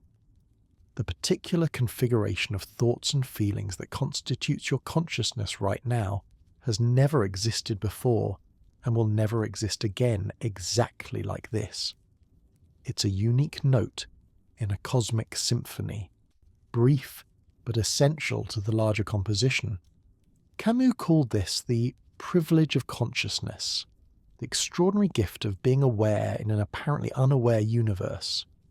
This privilege carries with it certain responsibilities: to pay attention, to respond creatively, to treat the capacity for experience as sacred without needing external authorization for that sacredness. We become custodians of awareness itself, responsible for using consciousness in ways that honour its rarity and complexity. The practice of philosophy, from this perspective, becomes less about solving abstract problems and more about deepening appreciation for the mystery of existence. Each question we ask, each insight we develop, each moment of clarity we achieve contributes to the universe's ongoing project of understanding itself. Philosophy becomes a form of cosmic service, consciousness reflecting on its own nature and possibilities. As these reflections settle into the quieter regions of your mind, as the urgency of daytime thinking gives way to the more fluid associations of approaching sleep, you might notice how philosophy transforms from intellectual exercise into lived wisdom. The ideas cease to be objects of analysis and become qualities of experience. Wonder, acceptance, creativity, connection, reverence for the mystery of being conscious. The transition into sleep embodies these philosophical insights in the most direct way possible. Sleep requires surrender of conscious control, trust in processes we don't fully understand, faith in the body's wisdom to restore and renew itself. We cannot think our way into good sleep or force rest through effort. We can only create conditions that invite sleep, and then allow it to come as it will. This surrender rehearses the larger surrender that Camus found necessary for authentic living. We cannot control the ultimate meaning of existence, but we can trust in our capacity to create meaning through attention and choice. We cannot eliminate uncertainty from life, but we can learn to find peace within uncertainty. We cannot guarantee that our projects will succeed, but we can commit to engaging them fully while they last. The darkness around you is not empty but alive with potential. In dreams, consciousness will explore territories impossible in waking life, make connections that defy logical analysis, experience emotions and insights that may influence your waking understanding in ways you'll never fully trace. The sleeping mind continues the work of meaning-making through methods that remain largely mysterious, demonstrating the same creative capacity that Camus found at the heart of authentic existence. Dreams remind us that consciousness is far more creative and flexible than our rational minds usually acknowledge. In sleep, we regularly experience impossible things as perfectly natural, inhabit multiple identities simultaneously, create narratives that would make no sense to waking logic yet feel emotionally authentic. These experiences suggest that meaning-making operates according to principles that extend beyond conscious reasoning, that the capacity to create significance is built into the very structure of awareness itself. Tomorrow you will wake to find the same fundamental questions waiting. Why are we here? How should we live? What makes existence worthwhile? But you will also wake to the same remarkable capacity for response that has carried our species through millennia of uncertainty, the ability to create meaning through love and attention and creative engagement, the capacity to find beauty in transient experiences, dignity in temporary existence, hope in the very fact of consciousness itself. The gentle weight of approaching sleep, the gradual softening of directed thought into dreamlike association, the trust required to let go of conscious control, all of these experiences demonstrate the same courage that Camus found essential for authentic living, the courage to act without guarantees, to love without certainty of permanence, to create meaning in a universe that doesn't provide meaning ready-made. Your breathing has naturally slowed, your body settling into rhythms that prepare for rest. This physiological wisdom operates without conscious direction, guided by biological patterns refined over millions of years of evolution. Yet within this automatic process lies space for choice. How you approach the transition, what attitude you bring to the surrender of consciousness, whether you meet sleep with resistance or welcome, the room around you, arranged according to your particular aesthetic and practical preferences, represents the same human impulse that creates all culture. The refusal to accept environment passively, the insistence on shaping surroundings to support well-being and express values. Even in the simplest choices about comfort and beauty, you exercise the creative freedom that Camus found at the heart of human dignity. The pillow beneath your head, chosen for softness rather than mere function, embodies humanity's capacity to choose comfort over mere survival, beauty over pure utility. These choices may seem trivial, but they demonstrate the same impulse that creates art, music, literature, and philosophy itself. They express consciousness choosing to honour its own nature, to create conditions that support flourishing rather than merely existing. In this drowsy moment, suspended between the philosophical reflections that have occupied your mind and the dreams that will soon engage your imagination, you rest in what Camus might have recognised as the perfect expression of human temporality. We exist always in this eternal present, this constantly shifting now that contains all of memory and anticipation, while belonging entirely to this immediate moment of experience. The particular quality of consciousness you embody right now will never exist again exactly like this. It's a unique configuration of awareness, thought, feeling, and physical sensation that represents one brief but authentic expression of what it means to be human. This moment doesn't need to be preserved or explained or justified to have value. Its worth lies in the immediate quality of experience it provides. Philosophy, approached in this spirit, becomes less about accumulating correct ideas and more about cultivating the capacity for wonder, the courage to engage with mystery, the willingness to create meaning through choice and attention, rather than waiting for meaning to be provided by external authorities. Each insight becomes valuable, not as final truth, but as invitation to deeper engagement with the ongoing experiment of conscious existence. The night around you continues its ancient rhythms, indifferent to human concerns, yet providing the stage upon which human consciousness performs its brief but extraordinary dance. Stars burn in distant galaxies, following patterns established long before awareness emerged.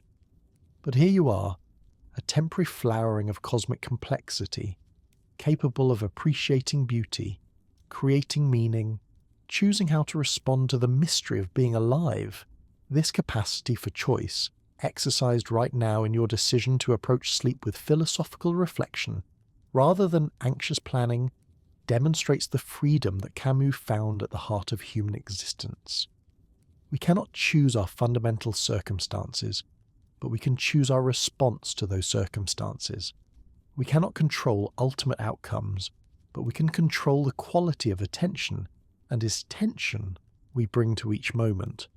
Rest now in the gentle certainty that consciousness itself is sufficient justification for existence, that your capacity to wonder and choose and appreciate is already more meaningful than any final answer could provide. Let sleep come as it will, carrying with it whatever insights and restoration the night offers, trusting in the same creative process that has sustained consciousness through countless generations of questioners and dreamers. The philosophy lives not in abstract concepts, but in the transformed quality of presence these ideas make possible. Deeper attention to immediate experience, greater appreciation for the mystery of awareness, increased courage to create meaning through choice, rather than waiting for meaning to be discovered ready-made. Tomorrow's challenges will be met not with final answers, but with renewed commitment to the ongoing experiment of living consciously in an uncertain world. The breathing that carries you towards sleep, the thoughts that gradually soften into dreamlike association, the trust that allows consciousness to dissolve temporarily into rest. All of these processes demonstrate the same acceptance of mystery that Camus found essential for authentic existence. We don't need to understand everything to live fully. We need only the courage to remain present to whatever mystery each moment provides. The morning light, when it comes, will illuminate a world transformed not by any external change, but by the subtle shift in your own capacity to inhabit uncertainty with grace. You will wake to find the same coffee cup waiting, the same mirror reflecting your face, the same responsibilities calling for attention. Yet something will have changed in the quality of your presence, in the depth of your engagement with these ordinary miracles. Camus understood that transformation happens not through dramatic revelation, but through the gradual accumulation of moments lived with fuller attention.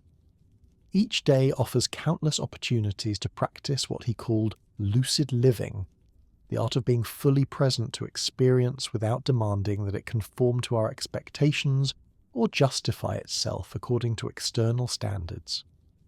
Consider the simple act of greeting the morning. Most of us rush through this transition, immediately reaching for phones or diving into mental rehearsals of the day ahead. But what if you approach those first moments of consciousness as Camus approached the first moments of writing, with curiosity about what might emerge rather than anxiety about what must be accomplished? The quality of light filtering through your window tells a story about the Earth's rotation, the seasons' progression, the weather patterns moving across your region. Your body tells its own story through the particular combination of rest and alertness you feel upon waking. These stories don't need interpretation to be meaningful, they simply need attention, the kind of open awareness that receives experience without immediately categorizing or evaluating it. In his essay, Return to Tipasa, Camus wrote about revisiting a place that had been meaningful to him in youth, only to find that he could no longer access the simple joy he had once felt there. The landscape remained beautiful, but his relationship to beauty had become complicated by years of thinking about suffering, injustice, and the apparent meaninglessness of existence. Yet through patient attention, through what he called the discipline of return, he gradually recovered his capacity for immediate appreciation. This recovery wasn't a matter of forgetting what he had learned about life's difficulties, but of learning to hold complexity and simplicity simultaneously. The world could be beautiful and terrible, meaningful and absurd, worth loving and worthy of critique, all at the same time.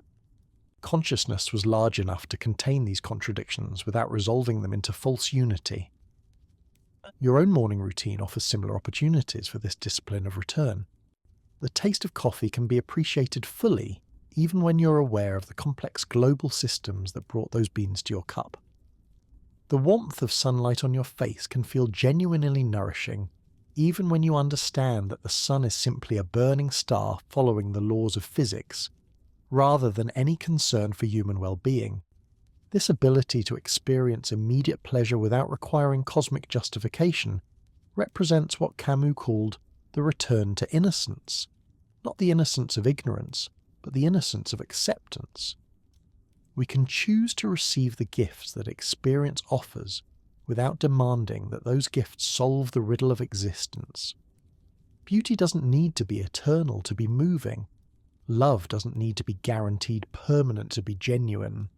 Satisfaction doesn't need to be lasting to be deeply felt.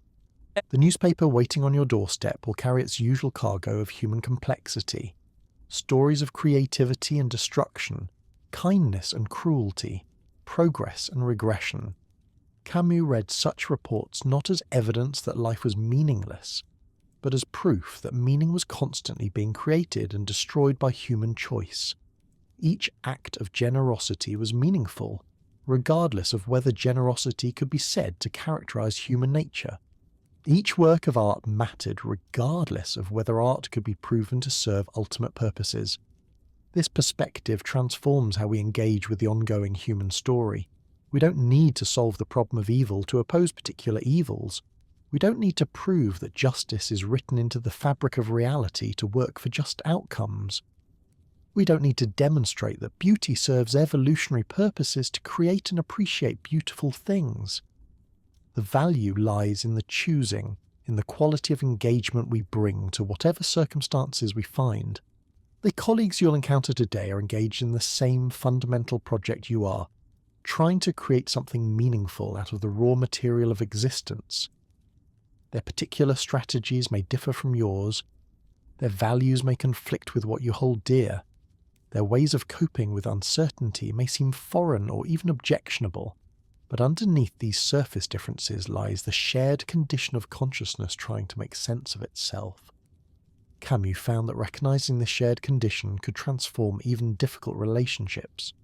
The person who irritates you is also someone who lies awake at night sometimes, wondering about the meaning of their existence. The colleague who seems to have different priorities is also someone trying to navigate the gap between what they hoped life would be and what they've actually experienced. This recognition doesn't eliminate conflict or disagreement, but it can change the spirit in which we engage those conflicts. The practice of seeing others as fellow travellers rather than obstacles or competitors requires what Camus called the generous imagination, the willingness to consider experiences different from our own as equally valid attempts to be human. This generosity doesn't mean accepting all behaviours as equally admirable, but it does mean recognising the humanity that underlies even behaviours we cannot approve. Your lunch break becomes an opportunity to practice this generous imagination. The server at the restaurant is not simply a function in your dining experience, but a person with their own inner life, their own questions about meaning and purpose, their own strategies for finding satisfaction within limitation. The brief exchange of pleasantries can become a moment of genuine recognition, a small act of solidarity between conscious beings sharing the same uncertain condition. These micro-practices of attention and recognition accumulate into what Camus saw as the authentic life. Not a life that has solved the riddle of existence, but a life that has learned to live fully within the riddle, to create meaning through engagement rather than waiting for meaning to be revealed by higher authorities. Each moment of genuine presence becomes a small victory over the forces that would reduce consciousness to mere mechanism. The commute home offers its own opportunities for philosophical practice. Instead of using travel time to rehearse anxieties about tomorrow or regrets about today, you might experiment with what Camus called mobile meditation, the art of being present to movement itself, the rhythm of footsteps on pavement, the play of light and shadow through car windows, the fascinating variety of human expressions glimpsed on public transportation. All of these experiences become rich with meaning when received with full attention. This doesn't mean forcing profound insights from mundane experiences, but rather allowing mundane experiences to reveal their own subtle profundity. The person reading on the bus across from you is engaged in one of humanity's most remarkable activities, allowing marks on paper to generate images and emotions and ideas in their consciousness. The child playing in the park you pass is experimenting with the basic structures of reality, learning through direct experience how gravity works, how social interaction functions, how imagination can transform ordinary objects into vehicles for story. These observations don't need to lead anywhere in particular. They don't need to generate useful information or practical strategies. Their value lies in the quality of attention they cultivate, the capacity for wonder they preserve, the reminder they provide that consciousness is surrounded by marvels masquerading as ordinary events. The evening meal becomes a ritual of appreciation rather than mere fuel consumption.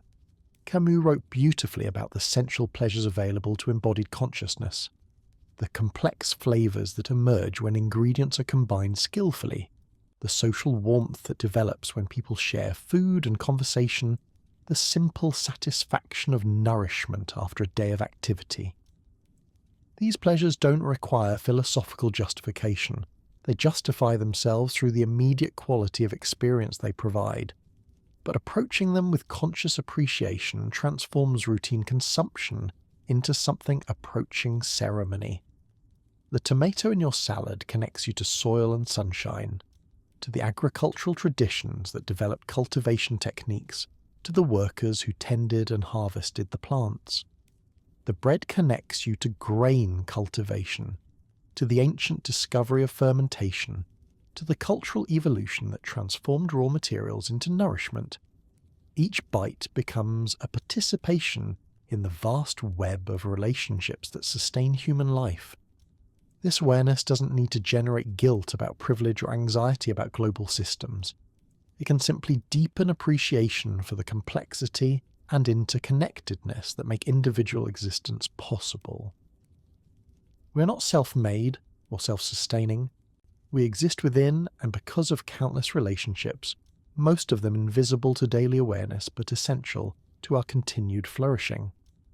The conversation around the dinner table, whether with family, friends, or housemates, becomes an opportunity to practice what Camus called authentic dialogue, communication aimed not at convincing or impressing, but at genuine exchange of experience. This might mean asking questions you're genuinely curious about, rather than questions designed to steer conversation toward predetermined outcomes. It might mean sharing observations or feelings without needing them to be validated or solved by others. Authentic dialogue requires the same courage that Camus found essential for authentic living, the willingness to be present to uncertainty, to express yourself without guarantees about how you'll be received, to listen to perspectives that might challenge or complicate your own understanding. It's conversation as exploration rather than performance. Communication as mutual discovery rather than parallel monologue. The dishes waiting in the sink after dinner represent another opportunity for philosophical practice. These mundane tasks that maintain the infrastructure of daily life can be approached as meditation, as opportunities to practice presence with activities that serve no purpose beyond basic maintenance. The warm water flowing over your hands, the satisfaction of transforming disorder into order, the simple completion of a task that will need to be done again tomorrow, all of these experiences become rich when approached with full attention, rather than impatient rushing toward more important activities. Camus understood that the quality of a life was determined not by its dramatic moments, but by how consciousness engaged with the endless succession of ordinary moments that constitute most of existence. The person who could find meaning in washing dishes was more likely to find meaning in writing novels. The person who could bring presence to routine conversations was more prepared for profound encounters. The capacity for authentic engagement with small experiences created the foundation for authentic engagement with large ones. The evening news, if you choose to watch it, becomes an opportunity to practice what he called informed compassion, the ability to remain emotionally present to human suffering without being overwhelmed by the enormity of problems you cannot directly solve. This doesn't mean cultivating indifference to injustice or turning away from difficult realities. It means learning to hold awareness of global complexity without losing capacity for local response. And you cannot solve poverty by feeling guilty about your own relative comfort, but you can choose to use your resources thoughtfully. You cannot end war by absorbing the anxiety of global conflict, but you can choose to treat the people in your immediate environment with kindness rather than hostility. You cannot eliminate suffering by taking on the pain of everyone whose stories reach you through media, but you can choose to respond generously when opportunities for helpful action present themselves. This balance between awareness and action, between global consciousness and local engagement, requires what Camus called the ethics of limits, the recognition that individual responsibility has boundaries, even as individual freedom has extraordinary scope within those boundaries. You are responsible for the choices you make, the attention you give, the values you embody in your daily actions. You are not responsible for solving all the problems consciousness reveals or healing all the suffering awareness encounters. The book you might read before sleep becomes a dialogue with minds across time and space, an opportunity to expand your understanding of what it means to be human without needing to agree with everything you encounter. Reading for Camus was a form of travel, a way of visiting experiences and perspectives that would otherwise remain foreign to your particular circumstances. But like physical travel, reading was valuable not because it provided final answers, but because it expanded the range of questions you were capable of asking. The thoughts that arise as you prepare for another night's rest carry with them the accumulated wisdom of another day lived consciously, another 24 hours of practicing attention, choice, and creative response to whatever circumstances presented themselves. Some moments were handled gracefully, others less so. Some opportunities for authentic engagement were seized, others were missed. But the overall project continues, learning to live fully within uncertainty, to create meaning through commitment, rather than waiting for meaning to be revealed by external authorities. The darkness that surrounds you as consciousness prepares for its nightly dissolution contains the same potential it has always contained, the possibility of dreams that reorganize understanding, rest that restores capacity for engagement, the mysterious process by which awareness renews itself for another day of the ongoing experiment in being human. Sleep becomes not an escape from the human condition, but a deepening participation in it, a nightly practice of trust and surrender that models the larger trust and surrender required for authentic living. Tomorrow will bring its own collection of ordinary miracles and familiar challenges, its own opportunities to practice the art of living consciously in an uncertain world. The sun will rise following laws of physics rather than human preference, but consciousness will choose how to greet that rising. The day will unfold according to patterns partly predictable and partly surprising, but awareness will choose what quality of attention to bring to whatever unfolds. The philosophy lives not in perfect understanding, but in the ongoing commitment to remain present to mystery, to create meaning through engagement rather than explanation, to find in the very capacity for consciousness a reason for gratitude that requires no external justification. Each breath drawn in sleep and waking becomes an expression of this commitment, each dream an exploration of consciousness freed from its usual constraints. Each morning an opportunity to begin again the beautiful, impossible, absolutely worthwhile experiment of being consciously alive. In the gentle space where thought dissolves into rest, where the day's philosophical reflections merge with the approaching territory of dreams, you carry forward not answers but something more precious, the renewed capacity to meet tomorrow's questions with curiosity rather than anxiety, to inhabit uncertainty with grace, to create meaning through the simple but profound choice to remain present to whatever mystery each moment provides. The breathing that carries you towards sleep, the gradual relaxation of muscles that have carried you through another day of upright existence, the trust that allows consciousness to surrender its daily labours, all of these processes embody the same acceptance of natural rhythm that Camus found essential for authentic existence. We don't need to control every aspect of experience to live fully. We need only the courage to participate consciously in whatever experience offers, whether that's the challenge of staying awake or the gift of peaceful rest. The morning will indeed arrive, as it always has throughout human history, but it will find you subtly transformed by this nocturnal encounter with one of the 20th century's most profound minds.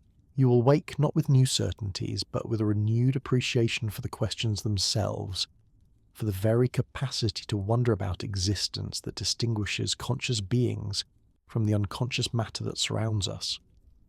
Consider how Camus might view that first moment of awakening, that transition from the mysterious realm of dreams back into the familiar world of sensation and thought. He would likely see it as a daily miracle, consciousness emerging from its nightly dissolution to find the world still there, still offering its endless parade of experiences that demand response, but provide no instruction manual for how to respond. The mirror that reflects your face each morning shows not just your physical appearance, but something far more extraordinary, a configuration of matter that has become aware of itself, capable of self-reflection, able to ask questions about its own nature and purpose. This capacity for self-awareness doesn't solve the riddle of existence, but it transforms us from mere objects in the world to subjects capable of choosing how to relate to our condition. Your morning coffee becomes more than a stimulant. It becomes a ritual of engagement with the sensory world. The steam rising from the cup follows the same physical laws that govern distant galaxies, yet here in your kitchen, it creates a small moment of beauty, a brief dance of molecules that will never be repeated exactly the same way. Camus would find in such moments proof that beauty needs no cosmic justification to be genuinely moving. That meaning can emerge from the simplest encounters between consciousness and world. The newspaper or newsfeed that brings word of distant events reminds us that we are part of a vast human community, all struggling with variations of the same fundamental questions: wars and peace treaties, scientific discoveries and artistic achievements, acts of cruelty and gestures of extraordinary kindness. All of these represent different human responses to the basic condition of being conscious in an apparently unconscious universe. Some responses diminish human dignity, others affirm it, but all emerge from the same essential situation that you face each day: the need to choose how to live without absolute guidance. Camus developed what he called an ethics of quantity, suggesting that in the absence of eternal meaning, we might measure the value of a life by its intensity rather than its duration, by the depth of experience it achieves rather than the number of years it accumulates. This doesn't mean pursuing reckless sensation or ignoring consequences, but rather bringing full presence to whatever experiences present themselves, refusing to postpone living until some future moment when life might make more sense. Think about a conversation you had recently that felt particularly alive, where you found yourself saying things you hadn't planned to say, discovering thoughts in the very act of speaking them. Or recall a moment when you became completely absorbed in some activity, losing track of time because your attention was so fully engaged. These experiences of heightened presence don't last forever, but their temporary nature doesn't diminish their significance. If anything, their brevity makes them more precious. This approach to experience transforms how we understand success and failure, achievement and disappointment. From Camus' perspective, the person who lives intensely for 50 years has not lived less than someone who lives distractedly for 80.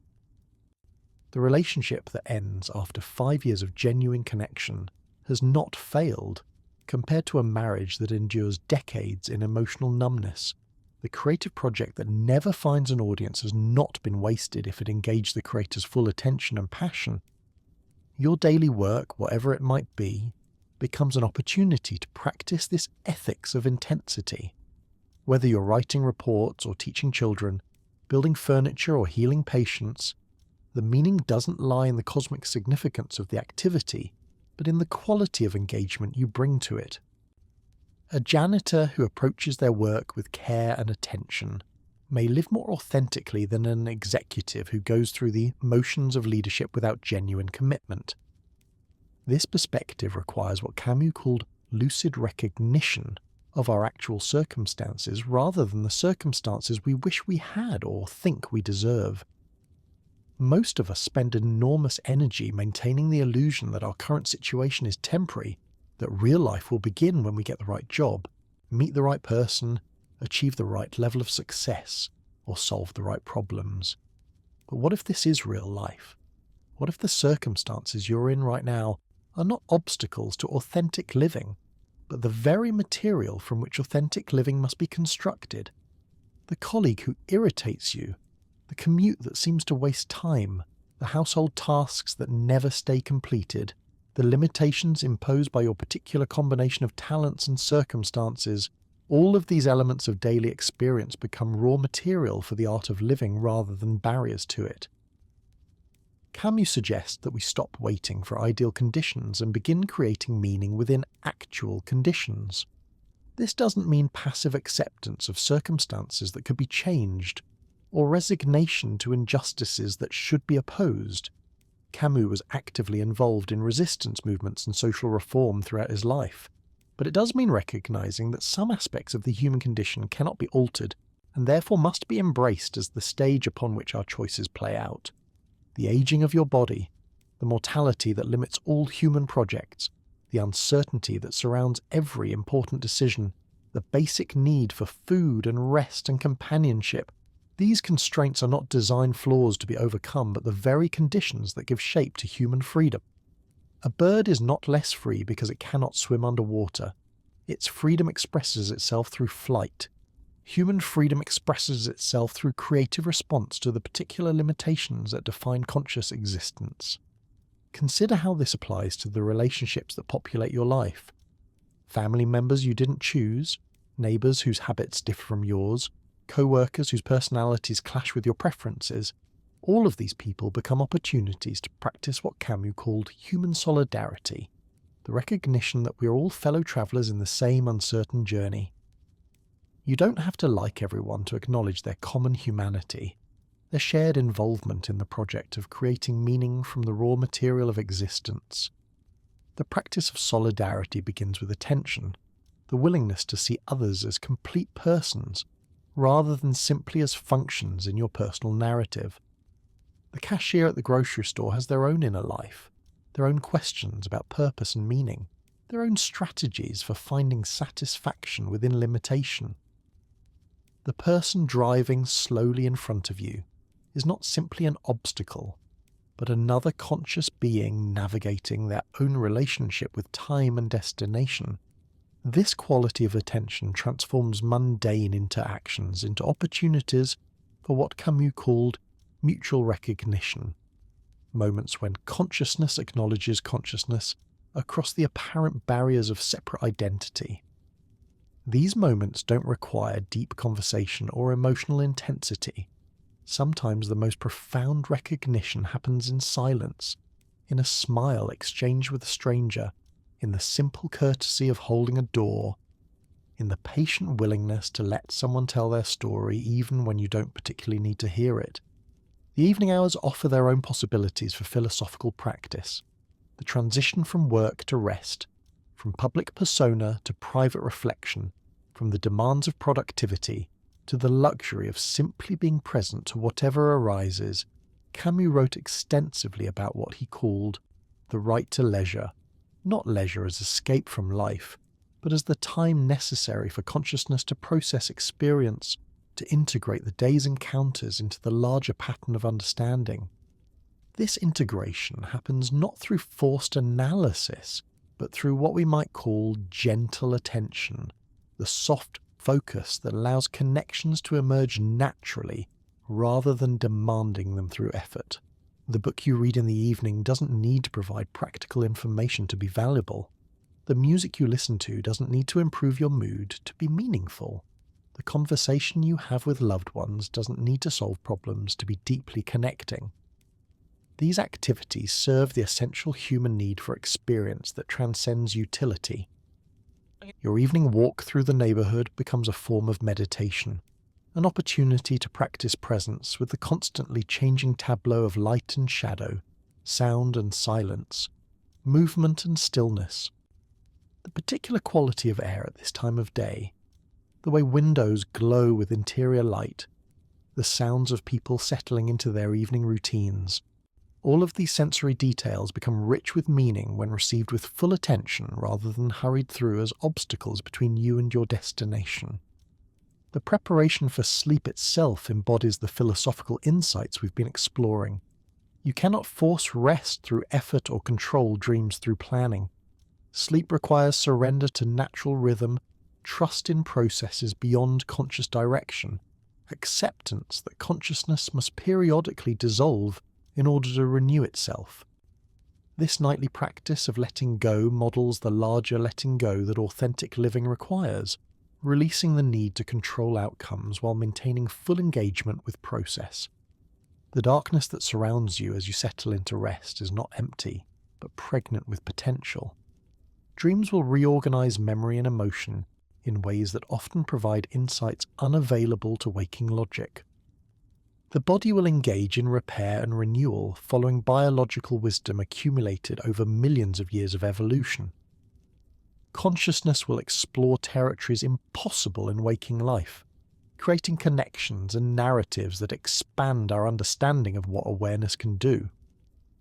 This mysterious creativity of sleep reflects something that fascinated Camus throughout his career: the way meaning emerges from processes we don't consciously control. The novelist doesn't entirely understand where characters come from. The scientist doesn't fully grasp how solutions appear. The lover doesn't completely comprehend the sources of attraction. Consciousness operates according to patterns that extend beyond rational analysis, creating significance through methods that remain largely mysterious. Rather than finding this mystery frustrating, Camus found it liberating. If meaning could emerge through processes beyond conscious control, then we don't need to carry the entire burden of creating significance through deliberate effort. We can trust in the creative capacity of awareness itself, the way consciousness naturally seeks connection and pattern and beauty even when we're not deliberately directing it toward those goals. The pillow beneath your head, chosen for comfort rather than mere function, represents humanity's refusal to accept environment passively. Even in the simplest choices about rest and restoration, we express the creative freedom that Camus found at the heart of human dignity. The particular arrangement of your sleeping space, the colours and textures you've chosen, the objects you keep nearby for comfort or inspiration, all of these decisions reflect your participation in the ongoing human project of creating meaning through choice. Tomorrow will bring another opportunity to practice the art of living consciously in an uncertain world. The same fundamental questions will be waiting. How should I respond to this situation? What values will I embody in my actions? How can I remain present to beauty and suffering simultaneously? But these questions will be met with the renewed capacity that sleep provides, the fresh energy that comes from rest, the restored ability to engage fully with whatever experiences the day offers. The philosophy of Albert Camus lives not in abstract concepts, but in the transformed quality of attention these ideas make possible. Deeper appreciation for the mystery of consciousness, greater courage to create meaning through choice, rather than waiting for meaning to be discovered ready-made, increased capacity to find solidarity with fellow human beings engaged in the same impossible, beautiful task of being aware in an apparently unaware universe. In this gentle space between reflection and rest, between the day's philosophical encounters and the night's mysterious journeys through dream, you embody the very possibility that Camus found so compelling. The possibility of saying yes to life without requiring life to say yes back, of finding existence worthwhile on its own terms rather than demanding external validation for the choice to continue. The breath that carries you towards sleep follows rhythms established long before consciousness emerged, yet here it becomes the vehicle for awareness itself, the process through which mind and body collaborate in the daily miracle of being alive. Each inhalation brings fresh possibility, each exhalation releases what no longer serves. The rhythm continues whether we pay attention to it or not, but paying attention transforms automatic process into conscious participation in the ongoing dance of existence. And so, as your breathing settles into the quiet rhythm that will carry you through the night, you carry with you the gentle wisdom of a philosopher who found beauty in life's very absurdity. Camus reminds us that we need not wait for the universe to grant us permission to find existence meaningful. The morning will come with its familiar questions, but you will meet them with the quiet courage of someone who has chosen to live fully within mystery rather than waiting for certainty. Rest now, knowing that in your capacity to wonder, to choose, and to create meaning through attention, you already possess everything necessary for an authentic life. Sweet dreams.